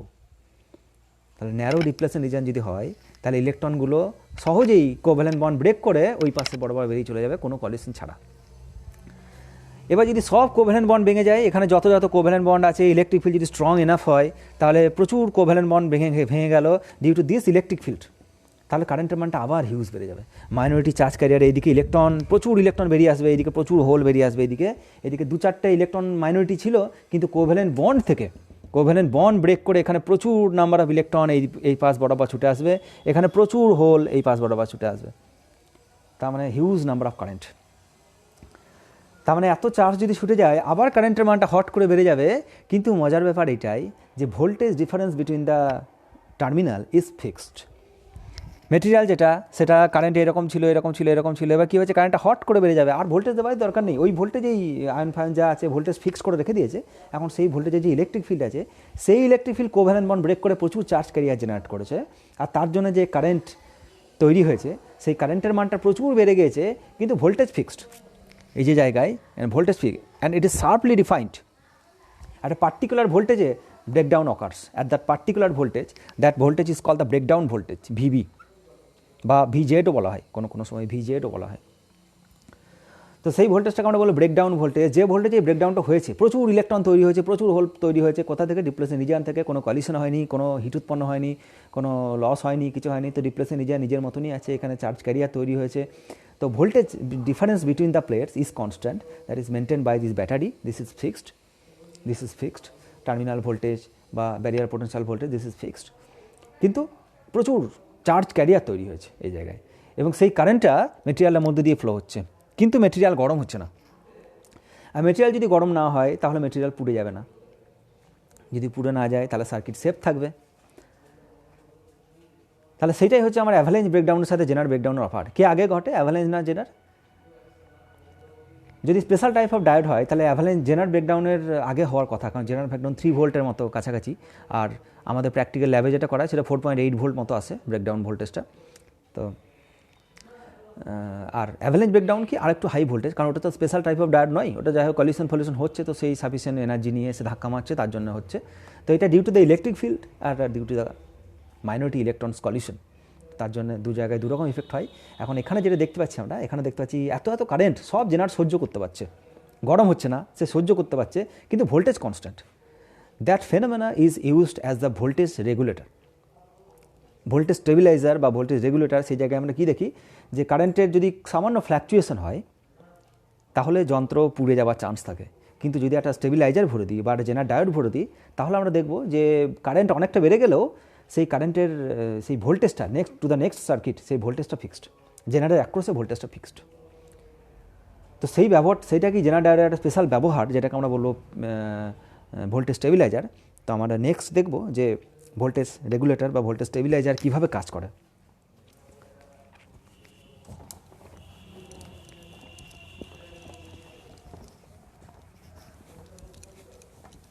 Next topic is voltage regulator বা ভোল্টেজ স্টেবিলাইজার।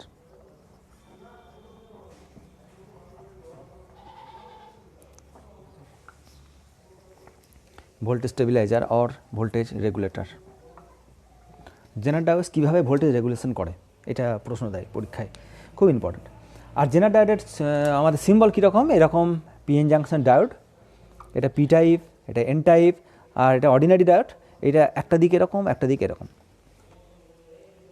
জাস্ট এইটুকু ডিফারেন্স অর্ডিনারি ডায়োডের রেসপেক্টে জেনার ডায়োডের মধ্যে, জাস্ট এইটুকু ছবির মানে সিম্বলের ডিফারেন্স এইটুকু।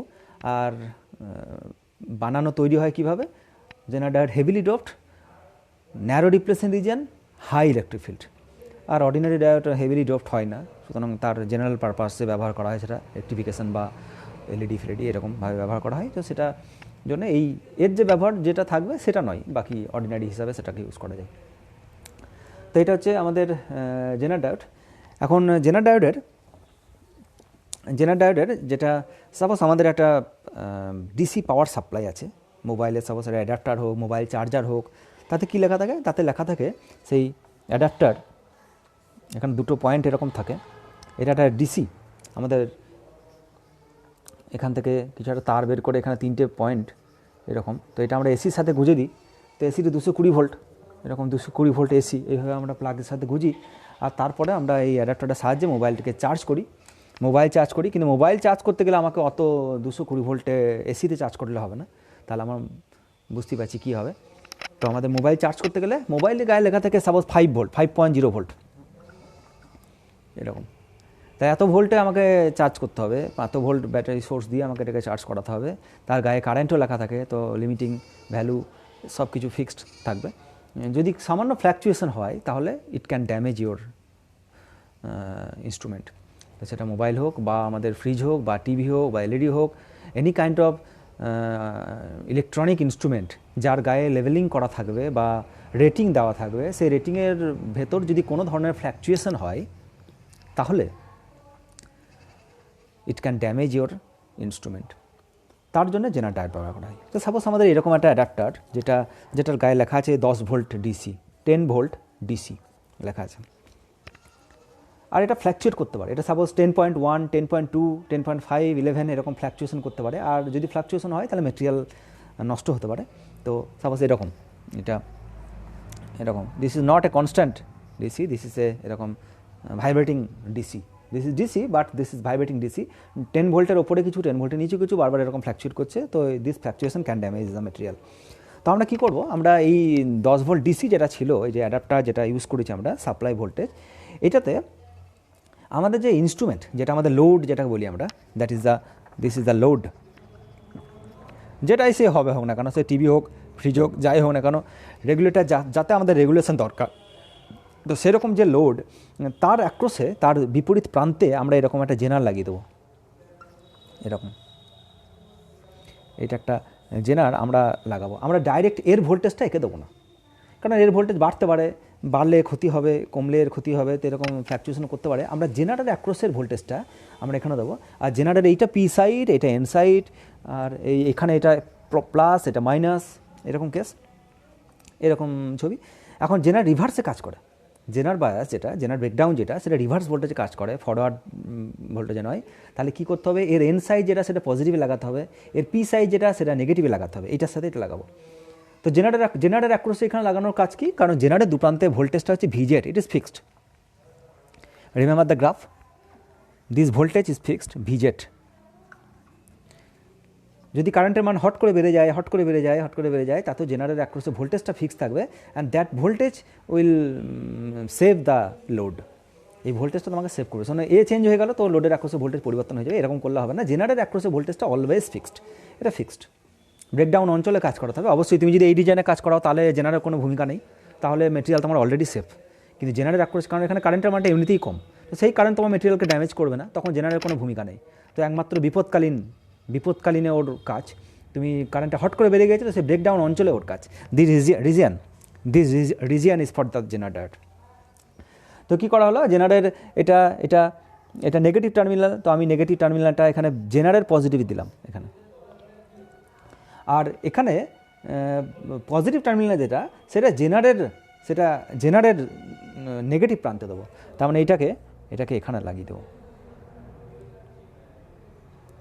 এখানে লাগিয়ে দেবো। এবার একটা জিনিস তোমাকে মাথায় রাখতে হবে যে জেনার যেটা, তারও কিন্তু কারেন্টের সহ্য করার একটা ক্ষমতা আছে। এমনটা নয় যে আমি জেনার, আমাকে যা খুশি করো, এমনটা নয় যে আমি Zener diode, I can tolerate everything, তো তুমি কারেন্ট বাড়িয়ে যাও, আমি যন্ত্রকে সেভ রেখে দেবো, এটা তা না। এখানেও তো সেই ইলেকট্রন হোলেরই ব্যাপার। মাইনরিটি চার্জ ক্যারিয়ারগুলো প্রচুর সংখ্যায় বেড়ে যাচ্ছে, তো বেড়ে যাচ্ছে মানে এমন নয় যে সেটা huge number of charge carrier তৈরি হয়ে গেলো, মেটেরিয়াল ড্যামেজ হয়ে গেলো, তুমি এখানে কাজ করছো, এখানে কারেন্ট প্রচুর বেড়ে গেছে, তো এই কারেন্টও জেনারকেও ভেঙে দিতে পারে। তো জেনারের গায়ে একটা রেটিং থাকে, রেটিং অফ জেনার ডায়োড, এর গায়ে রেটিং লেখা থাকে। এর রেটিং মানে কি, এর মানে হচ্ছে যে তুমি কোন রিজিয়ানে জেনারকে কাজ করাবে। সাপোজ এটা তোমার limiting region, this is the IMAX, maximum current যেটা জেনার সহ্য করতে পারে সেটা হচ্ছে আইম্যাক্স। তার মানে তোমার কারেন্টটা যেন, জেনারের কারেন্টটা যেন আইম্যাক্সের থেকে বেশি না হয়, এটা তোমাকে মাথায় রাখতে হবে। তো জেনারেটার গায়ে কী লেখা থাকবে, জেনারেটার গায়ে লেখা থাকে সাপোজ 4.7 ভোল্ট অ্যান্ড 1 ওয়াট, এটা জেনারেটার গায়ে লেখা আছে। তার মানে কি, তার মানে জেনারের এখানে যদি তুমি আইম্যাক্স যদি বের করো, এখান থেকে ম্যাক্সিমাম কারেন্ট পেয়ে যাবে। এটা ভোল্টেজ, এটা পাওয়ার, এটা ভোল্টেজ, এটা পাওয়ার। আর আমরা জানি যে P equal to V into I, power সমান ভোল্টেজ ইন্টু কারেন্ট। তার মানে কারেন্ট কত, আইম্যাক্স কত, ম্যাক্সিমাম কারেন্ট কত, সেটা হচ্ছে পাওয়ার বাই ভোল্টেজ। পাওয়ার কত 1 ওয়াট, ভোল্টেজ কত 4.7, একক কি অ্যাম্পিয়ার, তো এটা 0.21 ampere, that is 210 milli ampere. তার মানে এই ম্যাক্সিমাম কারেন্ট যেটা, সেটা হচ্ছে 210 মিলি অ্যাম্পিয়ার। এখন তোমাকে মাথায় রাখতে হবে যে কারেন্টটা যেন 210 মিলি অ্যাম্পিয়ারের থেকে বেড়ে না যায়, ঠিক আছে। অথবা যদি আমরা এমন ভাবি যে জেনারের এই যে প্রোডাক্ট যেটা, এখানে যে কারেন্ট, এখানে একটা কারেন্ট, এখানে কারেন্ট, বিভিন্ন জায়গায় কারেন্ট আছে, তো সেই current into voltage, the product of this two, এইটা যেন রেটিংকে ছাড়িয়ে না যায়। কী বললাম, আইম্যাক্স ইনটু ভিজেড, এই যে product, this should less than the rating, P rating, that is 1 watt. তুমি ব্রেকডাউন রিজনে কাজ করছো, তার মানে একদম নিচে চলে এসছো তা না।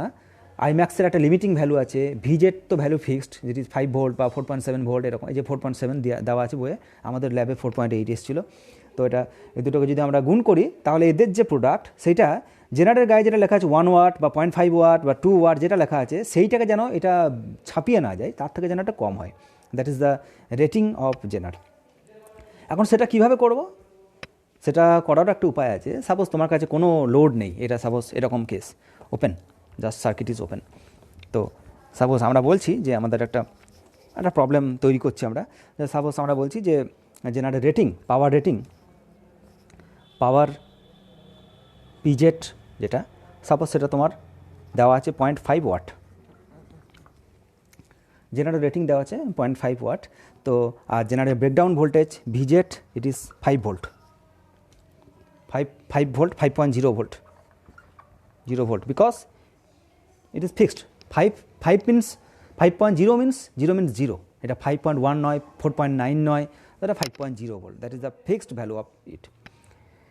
এখান থেকে আইম্যাক্স বের করো, আইম্যাক্স জেনার কত সহ্য করতে পারে, জেনার আইজেডও বলা হয় এটাকে, সেটা কত 0.5 watt by 5 volt, that is যদি ক্যালকুলেশন করো 0.5 ampere, 0.1 ampere, that means 100 milli ampere.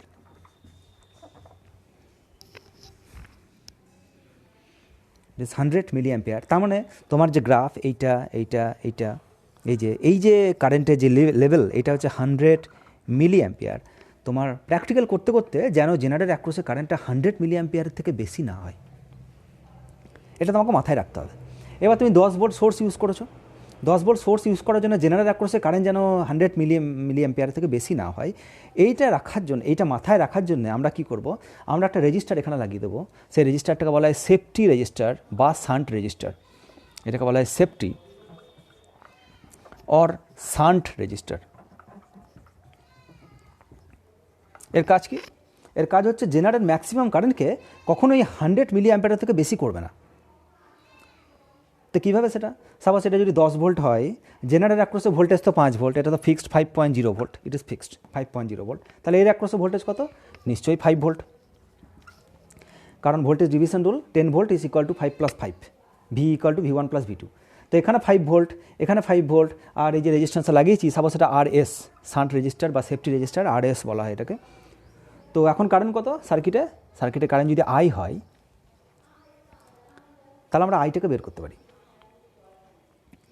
কীভাবে বের করব? এর অ্যাক্রসে ভোল্টেজ 5 ভোল্ট, এখানে কারেন্ট কত সেটা যদি বের করি, তাহলে I into RS that is equal two 5, আর সেই কারেন্টটা এখানেও আছে। তো I into RS that is equal two 5 volt. Current into resistance is the voltage drop, and voltage drop is how much? 5 volt, that amount of voltage.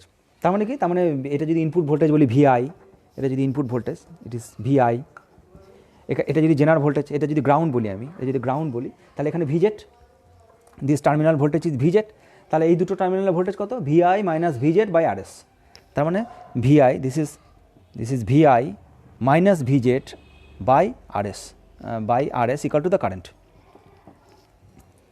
এখানে voltage VI, এই যে এখানে এটা যদি 0 বলেছি এটা, তাহলে এটা 0, এটা VI, that terminal voltage is VI। So এখানে voltage VI, V1 minus V2 by resistance is the current.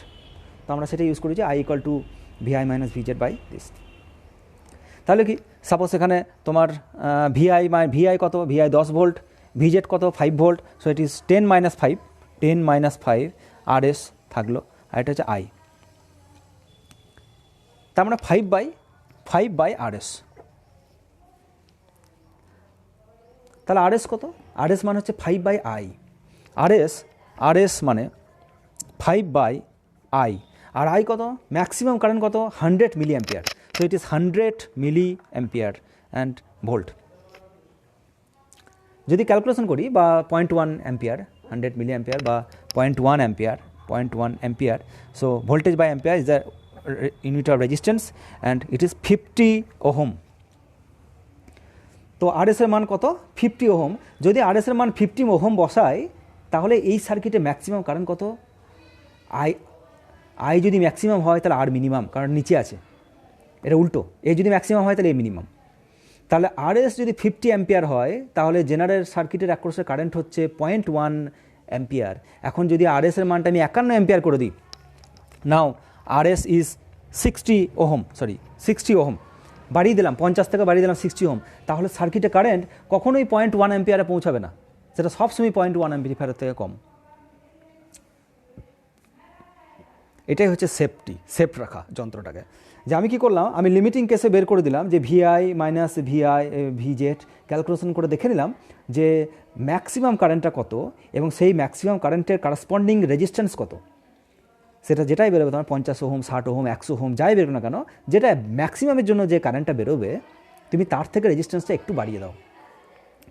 এটা যদি 90 ওহম হয়, তুমি এটাকে 100 ওহমে ফিক্স করে দাও। ইট ইজ কেপ্ট অ্যাট 100 ওহম। তার 100 ওহম যদি রাখি, তাহলে যে কারেন্টটা হওয়ার কথা তার থেকে অবশ্যই কম হবে, সেইটাকে ছাপিয়ে কোনো দিন যাবে না। তাহলে আমি সার্কিট নিয়ে যাই করি না কেন, আমি কারেন্ট বাড়াই, কারেন্ট কমাই, যা ভোল্টেজ সোর্স চেঞ্জ হচ্ছে, লোড চেঞ্জ হচ্ছে, যাই হোক না কেন, ম্যাক্সিমাম কারেন্টকে কোনো দিনই ওভারকাম করতে পারবে না। সবসময় this resistor will save the genre.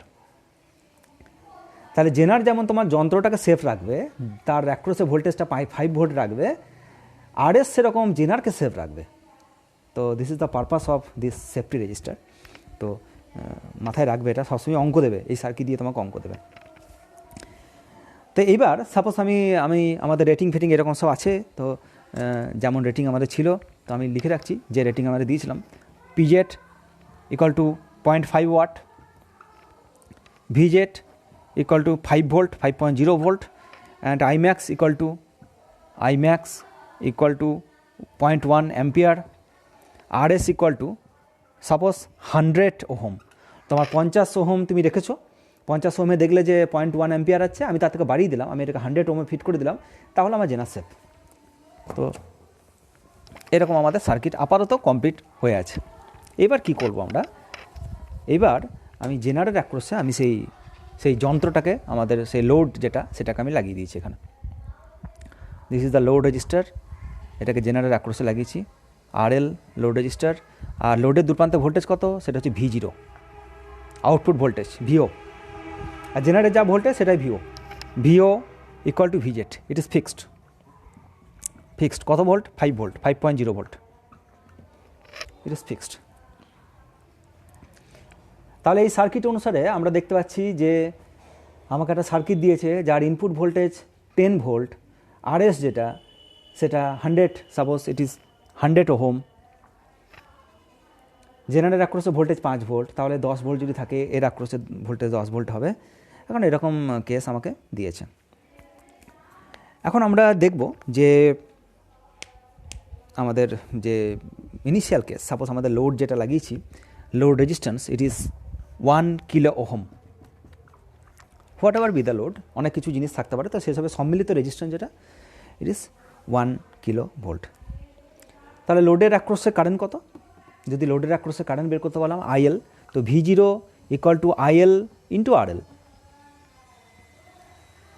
IL into RL, তার মানে V0 এর মানটা কত, VZ জেনারেট যা ভোল্টেজ, আউটপুট ভোল্টেজও তাই, ইট ইজ ফিক্সড।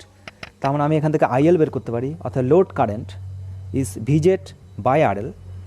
VZ কত, 5 ভোল্ট, 5.0, RL কত, 1 কিলো ওহম, তার মানে 1 ইন্টু 10⁻³ ওহম, তার মানে 5 মিলি অ্যাম্পিয়ার।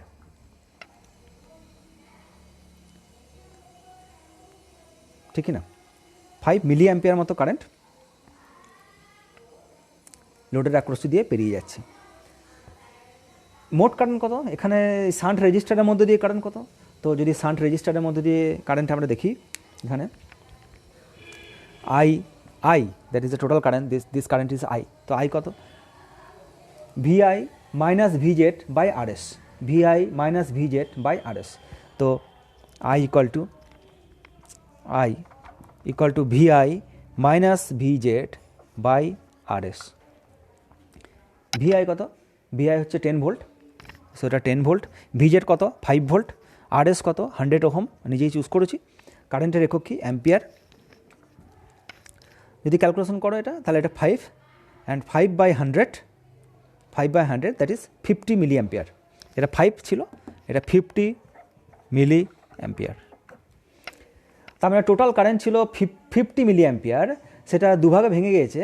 এখানে লোডের অ্যাক্রসে কারেন্ট 5 মিলি অ্যাম্পিয়ার, তাহলে জেনারেল অ্যাক্রসে কারেন্ট কত, অতএব IZ equal to 50 minus 5 milli ampere, that means 45 milli ampere. তাহলে 50 মিলি অ্যাম্পিয়ার কারেন্ট এইদিকে নামছে, 50 মিলি অ্যাম্পিয়ার কারেন্ট নামছে, দুদিকে কারেন্ট ভেঙে যাচ্ছে, এইদিকে লোডের মধ্যে দিয়ে কারেন্ট যাচ্ছে 5 মিলি অ্যাম্পিয়ার, আর জেনারেল অ্যাক্রসে কারেন্ট যেটা সেটা হচ্ছে 45 মিলি অ্যাম্পিয়ার। দেখতে পাচ্ছি জেনারেল অনেক বেশি কারেন্ট নিজে সহ্য করছে, লোডের অ্যাক্রসে কম কারেন্ট, কারণ লোডের ভোল্টেজটাকে কনস্ট্যান্ট রাখতে হবে। এইবার সাপোজ ভোল্টেজটা আমার বেড়ে গিয়েছে, সাপোজ এই ভোল্টেজটা তোমার বেড়ে গিয়েছে, কত সেটা, সাপোজ আমি ধরলাম যে এটা 10 ভোল্ট ছিল, এটা 10.2 ভোল্ট ইজ নাও। ঠিক আছে, তাহলে কোন জায়গায় চেঞ্জ হবে, এখানে 10 পয়েন্ট, ইনপুট ভোল্টেজ যদি বেড়ে যায় VI, সেটা suppose 10.5 volt, 10.5 volt, it is increase to 10.5 volt. তার মানে there are some fluctuation in the diode, in the load, কিন্তু জেনারেল অ্যাক্রসে ভোল্টে লোড লাগানো আছে, তো VZ উইল বি ফিক্সড, 5 ভোল্টে ফিক্সড থাকবে, RS এর মধ্যে দিয়ে যা চেঞ্জ হওয়ার হবে। তো এটা আর কারেন্ট, এক্সট্রা কারেন্ট জেনারেল নিজে ড্র করতে পারে, নিজে নিতে পারে। তো এটা সাপোজ 10.5 ভোল্ট। কী কী চেঞ্জ হবে এখানে, V0 is fixed, output voltage VZ this is equal to 5 volt, it is fixed. Load current কত, লোড কারেন্ট হচ্ছে VZ বাই RL, VZ তো ফিক্সড, RL এর ভ্যালু ফিক্সড, তার মানে ইট ইজ 5 মিলি অ্যাম্পিয়ার, এত দূর পর্যন্ত সেম। কারেন্ট কী হবে, চেঞ্জ হবে, চেঞ্জ হবে কেন, কারণ এটা VI পাল্টে গেছে, VI আগে ছিল 10, এখন 10.5, তাই না? এখন 10.5, তার মানে এটা পাল্টে দাও, এটা আবার 10.5 করে দিলাম। আর 10.5 যদি হয়, 10.5 থেকে আমরা 5 বাদ দেবো, সো এটা 55 মিলি অ্যাম্পিয়ার।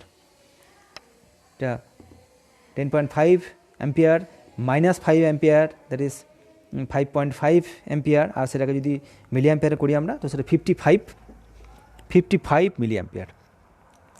তার মানে দেখছি মোট কারেন্ট বেড়েছে, ইনপুট ভোল্টেজ বেড়েছে, তার জন্য মোট কারেন্ট বেড়েছে। তাহলে জেনারেটর অ্যাক্রসের কারেন্ট কত? জেনারেটর অ্যাক্রসের কারেন্ট হচ্ছে 55 minus 5, that means 50 milli ampere. 50 milli ampere. তাহলে দেখতে পাচ্ছি যে ইনপুট ভোল্টেজ যদি বাড়ে তাহলে লোড কারেন্ট ফিক্সড, এটা আগে যা ছিল এখনও তাই আছে, but general current is increased. General current আগে 45 মিলি অ্যাম্পিয়ার ছিল, এখন 50 মিলি অ্যাম্পিয়ার আছে। তার মানে যদি আমরা গ্রাফটাকে দেখি, এরকম যদি তোমার গ্রাফ হয় এরকম, তো এরকম যদি ভোল্টেজ ছিল, তাহলে সাপোজ এটা আগে এটা 5 volt, this is 5 volt breakdown voltage. এখন ইনিশিয়ালি যখন লোড কম ছিল, 10 ভোল্ট লোড ছিল 10 ভোল্ট ইনপুট সোর্স ছিল, তখন জেনারেটর অ্যাক্রসের কারেন্ট কত ছিল? 45 মিলি অ্যাম্পিয়ার। তো সাপোজ এটা তোমার 45 মিলি অ্যাম্পিয়ার, আর তোমার ব্রেকডাউন সাপোজ এখানে আমার লিমিটিং রেটিং। এবার আমি কী করলাম, এবার আমি লোড ইনপুট ভোল্টেজ একটু বাড়িয়ে দিয়েছি। বাড়িয়ে দেওয়াতে কী হয়েছে, জেনারেটর অ্যাক্রসের কারেন্টটা বেড়ে গেছে। জেনারেটর অ্যাক্রসের কারেন্ট হচ্ছে এখন এইটা 50 milli ampere. Voltage is same. Extra current নিজে ড্র করেছে, নিজের মধ্যে দিয়ে এক্সট্রা কারেন্ট নিয়েছে, যন্ত্রটাকে সেভ রেখেছে। যন্ত্রের দুপ্রান্তে ভোল্টেজ এখনও 5 ভোল্ট, আগেও ছিল 5 ভোল্ট, এখনও 5 ভোল্ট, এক্সট্রা কারেন্ট জেনারেটরের মধ্যে দিয়ে গিয়েছে, তার মানে যন্ত্র সেভ থাকবে। তো এইটা হচ্ছে জেনারেটরের কাজ, যে জেনারেটর কীভাবে ভোল্টেজ রেগুলেশন করে। যদি সেম জিনিস হবে, যদি ভোল্টেজ কমে যায়, তাহলে যদি কমে যায় জেনারেটর কারেন্ট উপরে উঠে যাবে, এটা এরকমভাবে উঠে যাবে, ব্রেকডাউন ডিজাইনই থাকবে। তো কারেন্টটা 50 থেকে, এটা যদি 10.5 বললাম আমি, 10.5 ভোল্ট, সাপোজ এটা 9.5 ভোল্ট যদি হয়ে যায়, তাহলে লোড কারেন্ট যা আছে সেমই থাকবে, শুধুমাত্র জেনারেটরের মধ্যে দিয়ে কারেন্টটা কমে যাবে। যা কিছু হেরফের হবে সব কিছু জেনারেটরের মধ্যে দিয়ে হবে, যাতে করে কারেন্ট বেড়ে গেলে, কারেন্ট কমে গেলে, any kind of fluctuation will suffer by the generator. কিন্তু মনে রাখতে হবে জেনারেটর কাজ করে ব্রেকডাউন অঞ্চলে, এই রিজিয়ানে কাজ করে। তোমাকে একটা সোর্স দিয়ে দিয়েছে, ইনপুট সোর্স 4.8, আর জেনারেটর ব্রেকডাউন 5, তাহলে জেনারেটর কোনো ভূমিকা নেই। ব্রেকডাউন অঞ্চলে তোমাকে কাজ করতে হবে। যে সোর্সটা থাকবে input voltage, it should greater than the generator breakdown voltage. VI is greater than VZ. কিছু টেস্ট পেপারে অঙ্ক পাবে তোমরা, যাতে এটা 5 ভোল্ট, এটা সোর্সটাকে দিয়েছে 2 ভোল্ট, তাহলে সেই জায়গায় জেনারেটরের মধ্যে দিয়ে কোনো ভূমিকা নেই, that current will be zero current. আর যদি ব্রেকডাউনে চলে আসো, তাহলে ক্যালকুলেশন করো, অঙ্ক ফর্মুলা ইউজ করো, তো আমরা করতে পারি। তবে একটা পরীক্ষার প্রশ্ন দেয়, বলে জেনারেটর কীভাবে ভোল্টেজ ব্রেকডাউন করে। এটা তো ম্যাথামেটিক্যাল দেখালাম আমি, কিছু অঙ্ক করতে হবে, কারণ এবছরে জেনারেটর অঙ্ক ভেরি ইম্পর্টেন্ট এবছর। কারণ গত বছর জেনারেটর অঙ্ক একদম 100% ইম্পর্টেন্ট ছিল। গত বছরকে আমি প্রচুর অঙ্ক করেছিলাম জেনারেটর থেকে, কারণ জেনারেটরটা গত বছর সব থেকে বেশি ইম্পর্টেন্ট ছিল। এবং যেহেতু গত বছর পরীক্ষা হয়নি, সুতরাং তোমাদের ক্ষেত্রে জেনারেটর খুবই ইম্পর্টেন্ট। ওই জন্য জেনারেটর অঙ্ক তো করতেই হবে। আর জেনারেটর কীভাবে ভোল্টেজ রেগুলেশন করে, তার থিওরিটিক্যাল রিপ্রেজেন্টেশন কেমন হবে, মানে পরীক্ষায় যদি আমাকে লিখতে হয় তাহলে কীভাবে আমরা লিখবো, তো সেটা আমরা জাস্ট দেখতে যাচ্ছি যে কীভাবে জেনারেটর ভোল্টেজ রেগুলেশন করে। এসব তো অঙ্ক, পরীক্ষায় তো এসব লিখলে হবে না, এটা অঙ্ক দিলে আমরা এইভাবে অঙ্ক করব। কিন্তু যদি কীভাবে ব্রেকডাউন ভোল্টেজ স্টেবিলাইজ করে সেটা লিখবো, যে হাউ জেনারেটর ডায়োড ওয়ার্কস। বেশ, আমি একটু কমেন্ট দেখি, অনেকক্ষণ ধরে দেখা হয়নি, কেউ কিছু বলছে কি না। কমেন্ট আমার এখানে শো করছে না কেন কে জানে, আইদার কোনো কমেন্ট নেই অথবা কমেন্ট শো করছে না। আজকে তো নেটের স্পিড ভালোই আছে।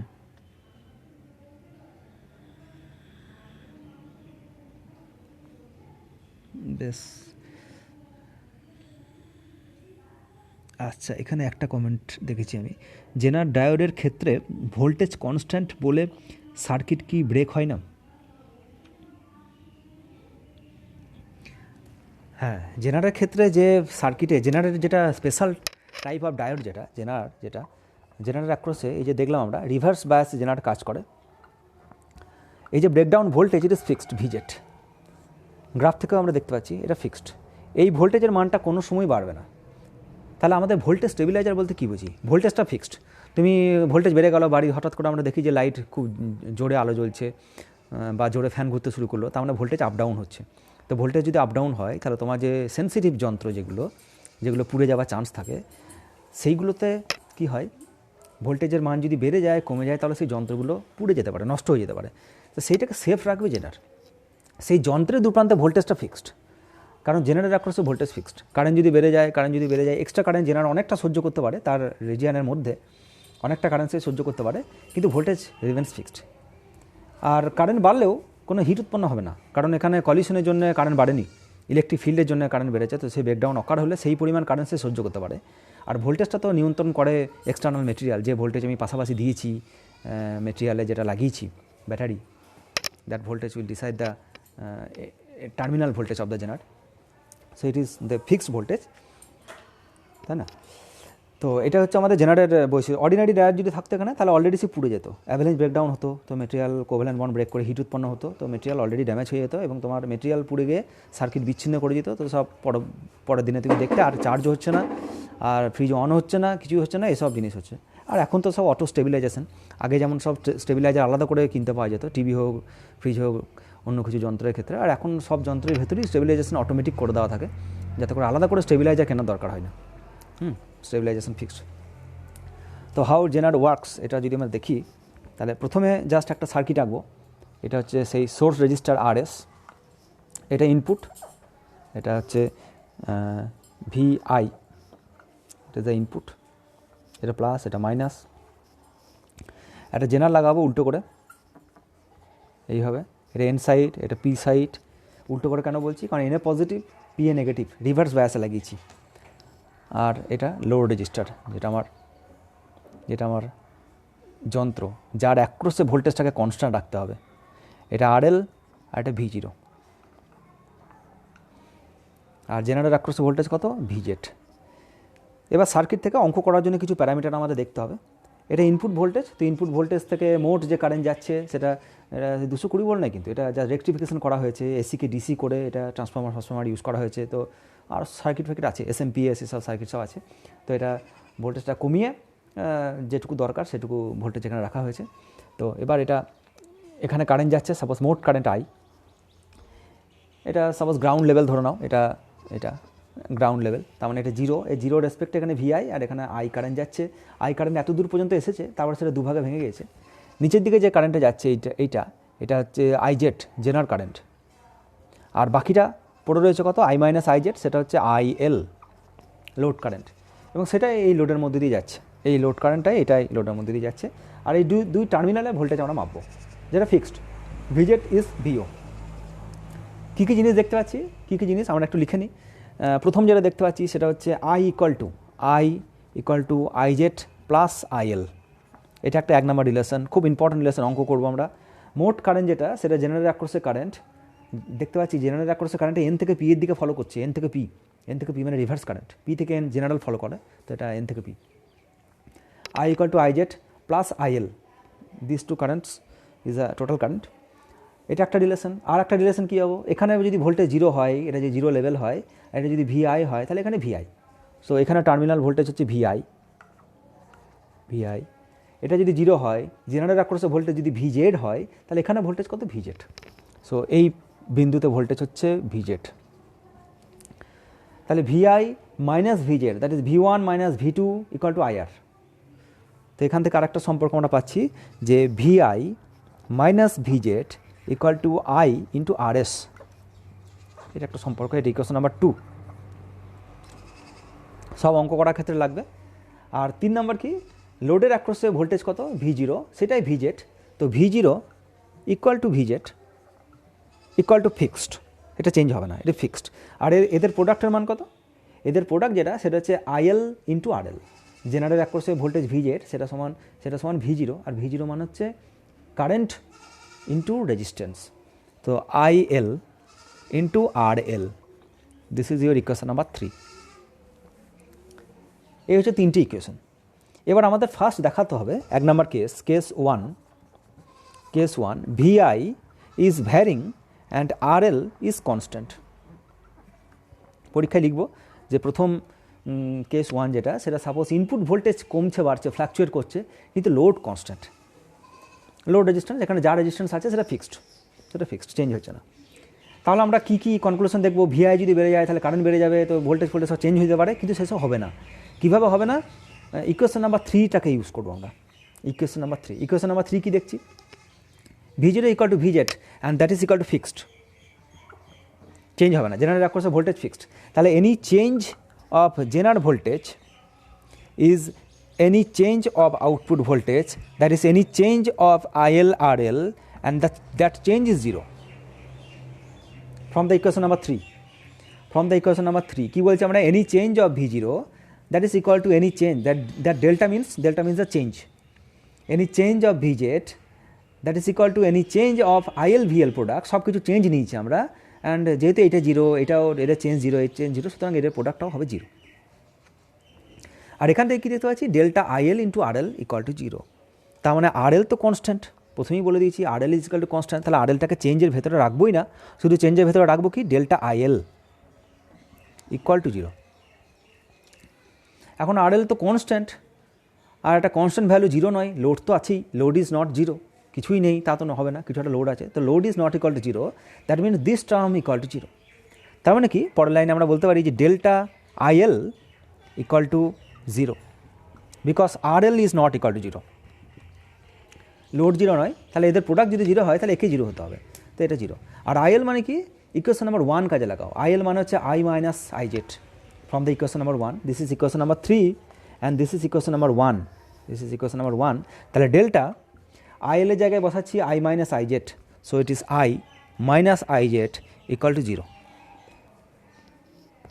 তাহলে এখানে কি দেখছি? Delta I equal to delta IZ. This is very important result. এটা কি বলছে? এটা বলছে, আর এই রেজাল্টটা খুব important, this result is also very important. Case 1 কি? ইনপুট ভোল্টেজ চেঞ্জ হচ্ছে, লোড কনস্ট্যান্ট, ইনপুট ভোল্টেজ যদি চেঞ্জ হয়, এই ইকুয়েশনটা বলছে, ইকুয়েশন নাম্বার 4 বলছে, that is the equation number 4। Equation number 4 বলছে লোড কারেন্টের কোনো চেঞ্জ হবে না। লোড যদি ফিক্স থাকে তাহলে লোড কারেন্টের কোনো ফিক্সড হবে না, IL কনস্ট্যান্ট, কারণ any change of IL is 0, কোনো চেঞ্জ 0, তার মানে চেঞ্জ হয়নি, তার মানে IL is constant, IL is constant, it is equation number 4 tells you. আর ইকুয়েশন নাম্বার 5, এটা যদি ইকুয়েশন নাম্বার 5 বলি, তাহলে ইকুয়েশন নাম্বার 5 কী বলছি? ইনপুট ভোল্টেজ যদি চেঞ্জ হয় তাহলে চেঞ্জ হবে কে? ইনপুট কারেন্ট চেঞ্জ হবে, I চেঞ্জ হবে, দিস I উইল চেঞ্জ।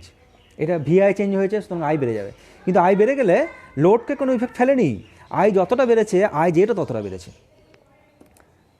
যতটা I বেড়েছে, টোটাল কারেন্ট যতটা বেড়েছে, ঠিক সেম অ্যামাউন্টের ইকুয়ালিটি দেয়ার, সেম অ্যামাউন্ট চেঞ্জ হয়েছে জেনারের মধ্যে দিয়ে, সুতরাং সব কিছু সাফার করেছে জেনার, আর সব কিছু জেনার সাফার করলেও VO equal to VZ equal to fixed. So that is the significance of Zener, যে ইনপুট ভোল্টেজ বাড়াচ্ছি, লোড কারেন্ট কনস্ট্যান্ট, তাহলে কে চেঞ্জ হলো? টোটাল কারেন্ট চেঞ্জ হয়েছে, আর টোটাল কারেন্ট যদি চেঞ্জ হয়, সেম অ্যামাউন্টের কারেন্ট চেঞ্জ হবে জেনারের মধ্যে দিয়ে, আর জেনারের মধ্যে দিয়ে যদি কারেন্ট চেঞ্জ হয়, জেনারের দুপ্রান্তে ভোল্টেজ চেঞ্জ হবে না, ভোল্টেজ ইজ কনস্ট্যান্ট জেনারেল অ্যাক্রসে, VO equal to VZ equal to fixed. সেটা কেস 1। কেস 1-এ দেখলাম লোড ইনপুট চেঞ্জ হচ্ছে, লোড কনস্ট্যান্ট। এবার 2 নম্বর কেস দেখবো আমরা, তাহলে দেখবো যে load input is fixed but load is changing, 2 নম্বর কেস। তো ইট ইজ কেস 2, স্ক্রিনশট নিয়ে নেবে, খুব ইম্পর্ট্যান্ট।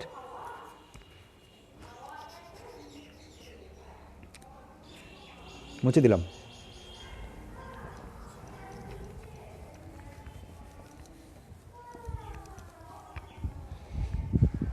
কেস 2 কি? Case 2, suppose VI is fixed, input voltage is fixed and load is changing. Load changing মানে সাপোজ আমার fridge আছে, ফ্রিজে তুমি আরও কিছু আপেল, আরও কিছু ফল, মিষ্টি, আচ্ছা করে লোডটা একদম প্যাকড আপ করে দিয়েছি, লোড যা ছিল সব মিষ্টি ভরে একদম ফ্রিজটাকে করে দিয়েছি, ঠিক আছে? তো that is the load resistance. আরও অনেক কিছু, আমাদের বাড়িতে একটা লোড লিমিট থাকে, তো আমি যদি লোড বাড়িয়ে যায়, ফ্রিজ লাগিয়ে যায়, অ্যাকোয়াগার্ড লাগিয়ে যায়, ফ্যান চালিয়ে, সব ফ্যানগুলো চালিয়ে দিই, মোটর চালিয়ে দিই, তো that is the value of load. তো লোড, প্রত্যেকটি মেটেরিয়ালে একটা লোড লিমিটিং কেস থাকে, তো আমরা যদি তার ভেতরে ওপরে চলে যাই তাহলেও সার্কিট হ্যাম্পার্ড হতে পারে। এখানে বলা হচ্ছে যদি লোডটাকেও আমরা চেঞ্জ করি তাহলেও জেনারেটর অ্যাক্রসে ভোল্টেজ ফিক্স থাকবে, লিমিটিং অর্ডারে অবশ্যই, ব্রেকডাউন অর্ডারে চলে গেলে হবে না, এমন লোড দিলাম যন্ত্র ভেঙে পড়ে গেল, সেটা হবে না।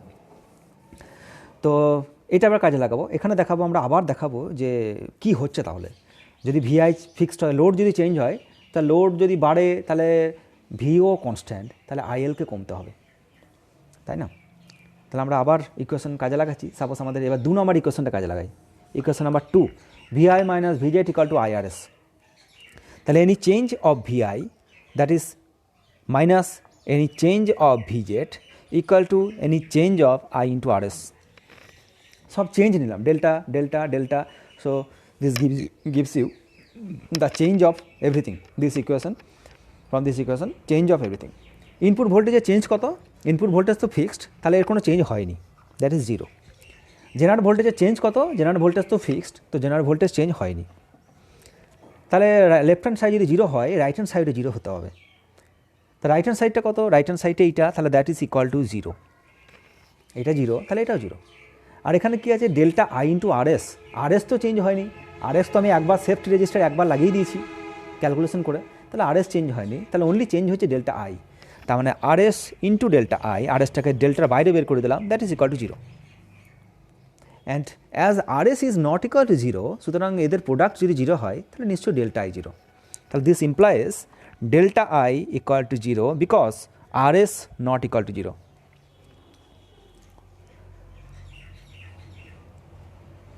এবার I কত? এবার ইকুয়েশন নাম্বার 1 কাজে লাগাও। ইকুয়েশন নাম্বার 1, I বলছে IZ প্লাস IL। তাহলে এবার ইকুয়েশন নাম্বার 1 কাজে লাগাচ্ছি। তাহলে ডেল্টা I এর জায়গায় বসাচ্ছি IZ IL plus IZ equal two 0। তার মানে কি? Or delta IL equal to minus delta IZ। That is the important result. এখানে কি দেখছি আমরা? এখানে দেখছি ইনপুট ভোল্টেজ ফিক্সড, তাহলে input current fixed. Delta I equal two 0, this is equation number 6, this is equation number 6, this is equation number 7। তো যদি input voltage fixed হয় তাহলে delta I gives you 0, that means I is constant, total current is constant. তাহলে load resistance যদি change হয়, এখানে load resistance change হচ্ছে, load যদি চেঞ্জ হয় বাড়ে তাহলে IL কমবে, আর IL যদি কমে তাহলে জেনারেল কারেন্ট বাড়বে। একটা মাইনাস সাইন আছে, এ কমলে এ বাড়বে সেম অ্যামাউন্টে। লোড কারেন্ট যদি কমে জেনারেল কারেন্ট বাড়বে, মাইনাস সাইন। লোড কারেন্ট যদি কমে, জেনারেল কারেন্ট যদি বাড়ে তাহলে জেনারেল কারেন্ট কমবে সেম অ্যামাউন্টে। তাহলে দেখতে পাচ্ছি যে ভোল্টেজ ফিক্স রাখবে। লোড কারেন্ট কেন কমবে? কারণ RL বেড়েছে। যদি RL বাড়ে তাহলে তো VL চেঞ্জ হয়ে যাওয়ার কথা। VL মানে তো VL বা VO যেটা বলছি আমরা, VO, এটা তো IL ইন্টু RL হয়ে যাওয়ার কথা। RL যদি বেড়ে যায় তাহলে তো এখানে RL আছে, RL বেড়ে গেল, তাহলে প্রোডাক্ট বেড়ে যাওয়ার কথা, কিন্তু বাড়বে না, ILটা কমে যাবে। তাহলে IL কমবে কেন? IL কমলে এক্সট্রা কারেন্টটা কে নেবে? জেনার নেবে। এ যদি কমে যায় তাহলে জেনার এক্সট্রা কারেন্ট নেবে। এ কমলো, এ বাড়বে। তো ইট ইজ ফিক্সড। বাড়বে কে? IZ will increase and vice versa, এবং বিপরীত ক্রমে বাকিটার ক্ষেত্রেও তাই। ঠিক আছে? তো পরীক্ষায় আমরা লিখবো এইভাবে। যদি একবার পরীক্ষা এসেছিলো, ম্যাক্সিমাম ছেলে আমি খাতা দেখেছিলাম, তো খুবই কম ছেলে অ্যাপ্লাই করেছিল যে এই প্রশ্নটা অ্যাটেম্প করেছিল যে জেনারেটরের অ্যাক্রসে ভোল্টেজ কীভাবে কনস্ট্যান্ট থাকে, জেনারেটর কীভাবে ভোল্টেজ ব্রেকডাউন করে, এবং ভোল্টেজটা এটা আইডিয়াল কেস বলছি আমরা। ভোল্টেজটা যদি উইথ লোড আর উইদাউট লোড দেখি তাহলে এখানে লোড রেজিস্ট্যান্স আছে, তো এটা ইকুইভ্যালেন্ট রেজিস্ট্যান্স কিছুটা রেজিস্ট্যান্সের জন্য হেরফের হয়ে যেতে পারে কারেন্টের ভোল্টেজের। তো তার জন্য ভোল্টেজটা যে পারফেক্ট কনস্ট্যান্ট থাকে তা থাকে না, সামান্য একটু উইথ লোড অ্যান্ড উইদাউট লোডের মধ্যে একটু হেরফের দেখা যায়। এরকম পুরোপুরি কনস্ট্যান্ট থাকে না, এটা সামান্য একটু হেরফের থাকে। This is with load, that is no load, it is no load এটা। আর এটা হচ্ছে উইথ লোড মানে লোড দেওয়ার আগে লোড না থাকা অবস্থায় কতটা ভোল্টেজ, আর এটা ভোল্টেজ এদিক বরাবর কারেন্ট। তো এদের প্রোডাক্ট, এক মিনিট,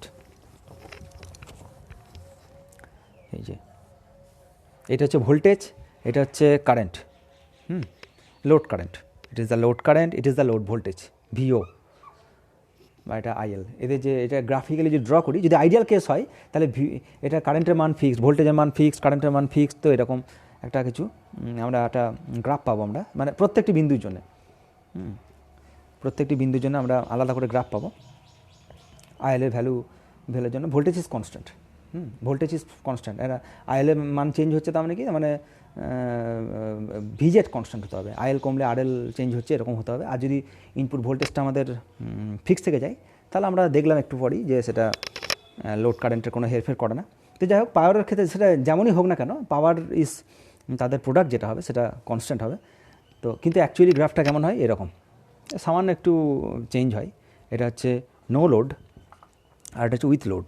একটুখানি জাস্ট এদের যে প্রোডাক্ট ভোল্টেজ ইন্টু কারেন্টের যে প্রোডাক্ট, সেই প্রোডাক্টটা সামান্য একটু জাস্ট চেঞ্জ হয়, পাওয়ারের সামান্য একটু হেরফের হয়। সেটা আইডিয়াল কেস, এটা আইডিয়াল কেস, আর এটা নন আইডিয়াল কেস। তো আমরা আইডিয়াল কেস যদি বলবো যে voltage is always fixed, it is fixed. হ্যাঁ, আর এই ভোল্টেজ রেগুলেশনের কিছু পার্সেন্টেজ আছে, যে V no load minus V load divided by no load into 100% করে ভোল্টেজ রেগুলেশন পার্সেন্টেজ করা হয়। যে সেটা একটু বইয়ে দেখে নেবে সবাই, ডিটেলসে অত ডিটেলসে আমি আর যাচ্ছি না। তো এটা হচ্ছে জেনারের ফাংশন। তো পিএন জাংশন ডায়োডের আরও একটা অ্যাপ্লিকেশন দেখলাম আমরা একমুখী কারকের পরে, যেটা হচ্ছে ভোল্টেজ রেগুলেশন বা স্টেবিলাইজ করা।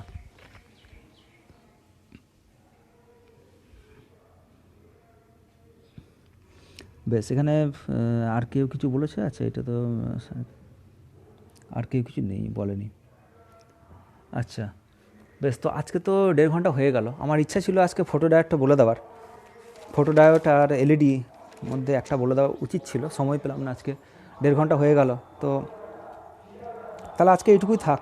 আমরা ফেব্রুয়ারিতে যতদূর সম্ভব আমার স্কুল খুলতে পারে, ফেব্রুয়ারির একটা এখনও কোনো সার্কেল মানে বেরোয়নি যে স্কুল কবে খুলবে না খুলবে।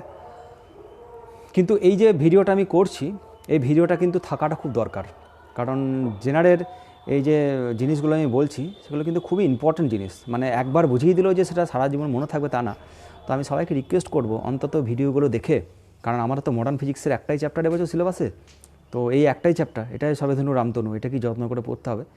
তো এটাকে সুন্দর করে বুঝে অন্তত ভিডিওটা 2 বার তো লাগবেই দেখতে, কারণ একবার যারা লাইভে আছে তারা আছে, আর পরের বার যারা দেখবে তারা পজ করে যেন একটু নোট ফোট করে নেয়, কারণ যে কথাগুলো বলছি সেই কথাগুলো যেন অবশ্যই নোট করে। আমি আবারও বলছি, আমি কিন্তু কোনোটাই বই থেকে পড়াচ্ছি না, সবই কিন্তু অন্য বই থেকে পড়াচ্ছি। সুতরাং সব কিছু একটু শিখতে যদি চাও তাহলে অনেক কিছুই শেখার আছে। আর যদি মনে করো যে না আমি শুধু জেনার কাকে বলে বইয়ের সংজ্ঞাটুকু পড়ে চলে যাব, তাহলে তো সেরকম কিছুই পাবে না। কিন্তু পরীক্ষার জন্য হয়তো একটু সামান্য ঘুরিয়ে দিলেও কিন্তু অ্যান্সার করা যাবে না। যে জেনারেল একটা অঙ্ক দিয়ে দিল, জেনারেল অঙ্ক সব আরএস বের করো, আইজেড বের করো, ভিজেড বের করো, এইসব অঙ্ক টঙ্ক যদি দেয় তাহলেও হয়তো পরীক্ষায় নাও করে আসতে পারো, কারণ বেসিক কনসেপ্ট না থাকলে কোনো অঙ্ক হবে না। আর যদি কনসেপ্ট ক্লিয়ার থাকে, সে যতই কঠিন অঙ্ক দেখ, যদি সিলেবাসের মধ্যে হয়, আউট অফ দ্য সিলেবাস বলবো না আমি, সিলেবাসের মধ্যে যদি থাকে তাহলে অঙ্ক আটকাবে না। আর আবারও আমি বলছি, কোনো অঙ্ক এমন কোনো অঙ্ক দেবে না যেটা কনসেপচুয়ালের রেঞ্জের বাইরে, মানে একটা বিরাট টিপিক্যাল ম্যাথামেটিক্যাল যোগ বিয়োগ ত্রিগোণমিত্রি এসব করে তোমাকে বিরাট কিছু ক্যালকুলেশন করতে হচ্ছে, সেসব অঙ্ক কিন্তু এখন আর দেয় না। ছোটো অঙ্ক যেটা কিছু কনসেপ্ট কিছু টুকটাক ফর্মুলা ইউজ করে হয়, সেই সমস্ত অঙ্কগুলো ওরা দেয়, দেখে যে ছেলেরা বেসিক নলেজ এদের আছে কিনা, ছোটো ছোটো অঙ্ক ভাবতে পারছি কিনা, করতে পারছি কিনা। তো সেই ধরনের অঙ্কগুলোই কিন্তু প্র্যাকটিস করতে হবে। আর এই চ্যাপ্টার থেকে থিওরি বেশি আসে অঙ্কের চেয়ে, ওই জন্য হঠাৎ করে একটা প্রশ্ন দিয়ে দিল জেনারেল ডায়েটকে কেন হেভিলি ডোপ করা হয়, তো সবাই ছেড়ে চলে এলো। কিন্তু যদি তুমি, কারণ বইয়ে খুব একটা লেখা আছে বলে মনে হয় না আমার, যদি ভিডিও দেখো তাহলেই বুঝতে পারবে। এবার যদি প্রশ্ন দেয় জেনারকে কেন হেভিলি ডোপ করা হয়, তাহলে তুমি হয়তো বইয়ে পাবে না। তো সেটার জন্য তোমাকে ভিডিও দেখতে হবে, ওই জন্য খুব কেয়ারফুলি ভিডিওগুলো দেখে নোট করে যত্ন করে লিখে রাখতে হবে। ঠিক আছে, বেশ ছেড়ে দিলাম আজ।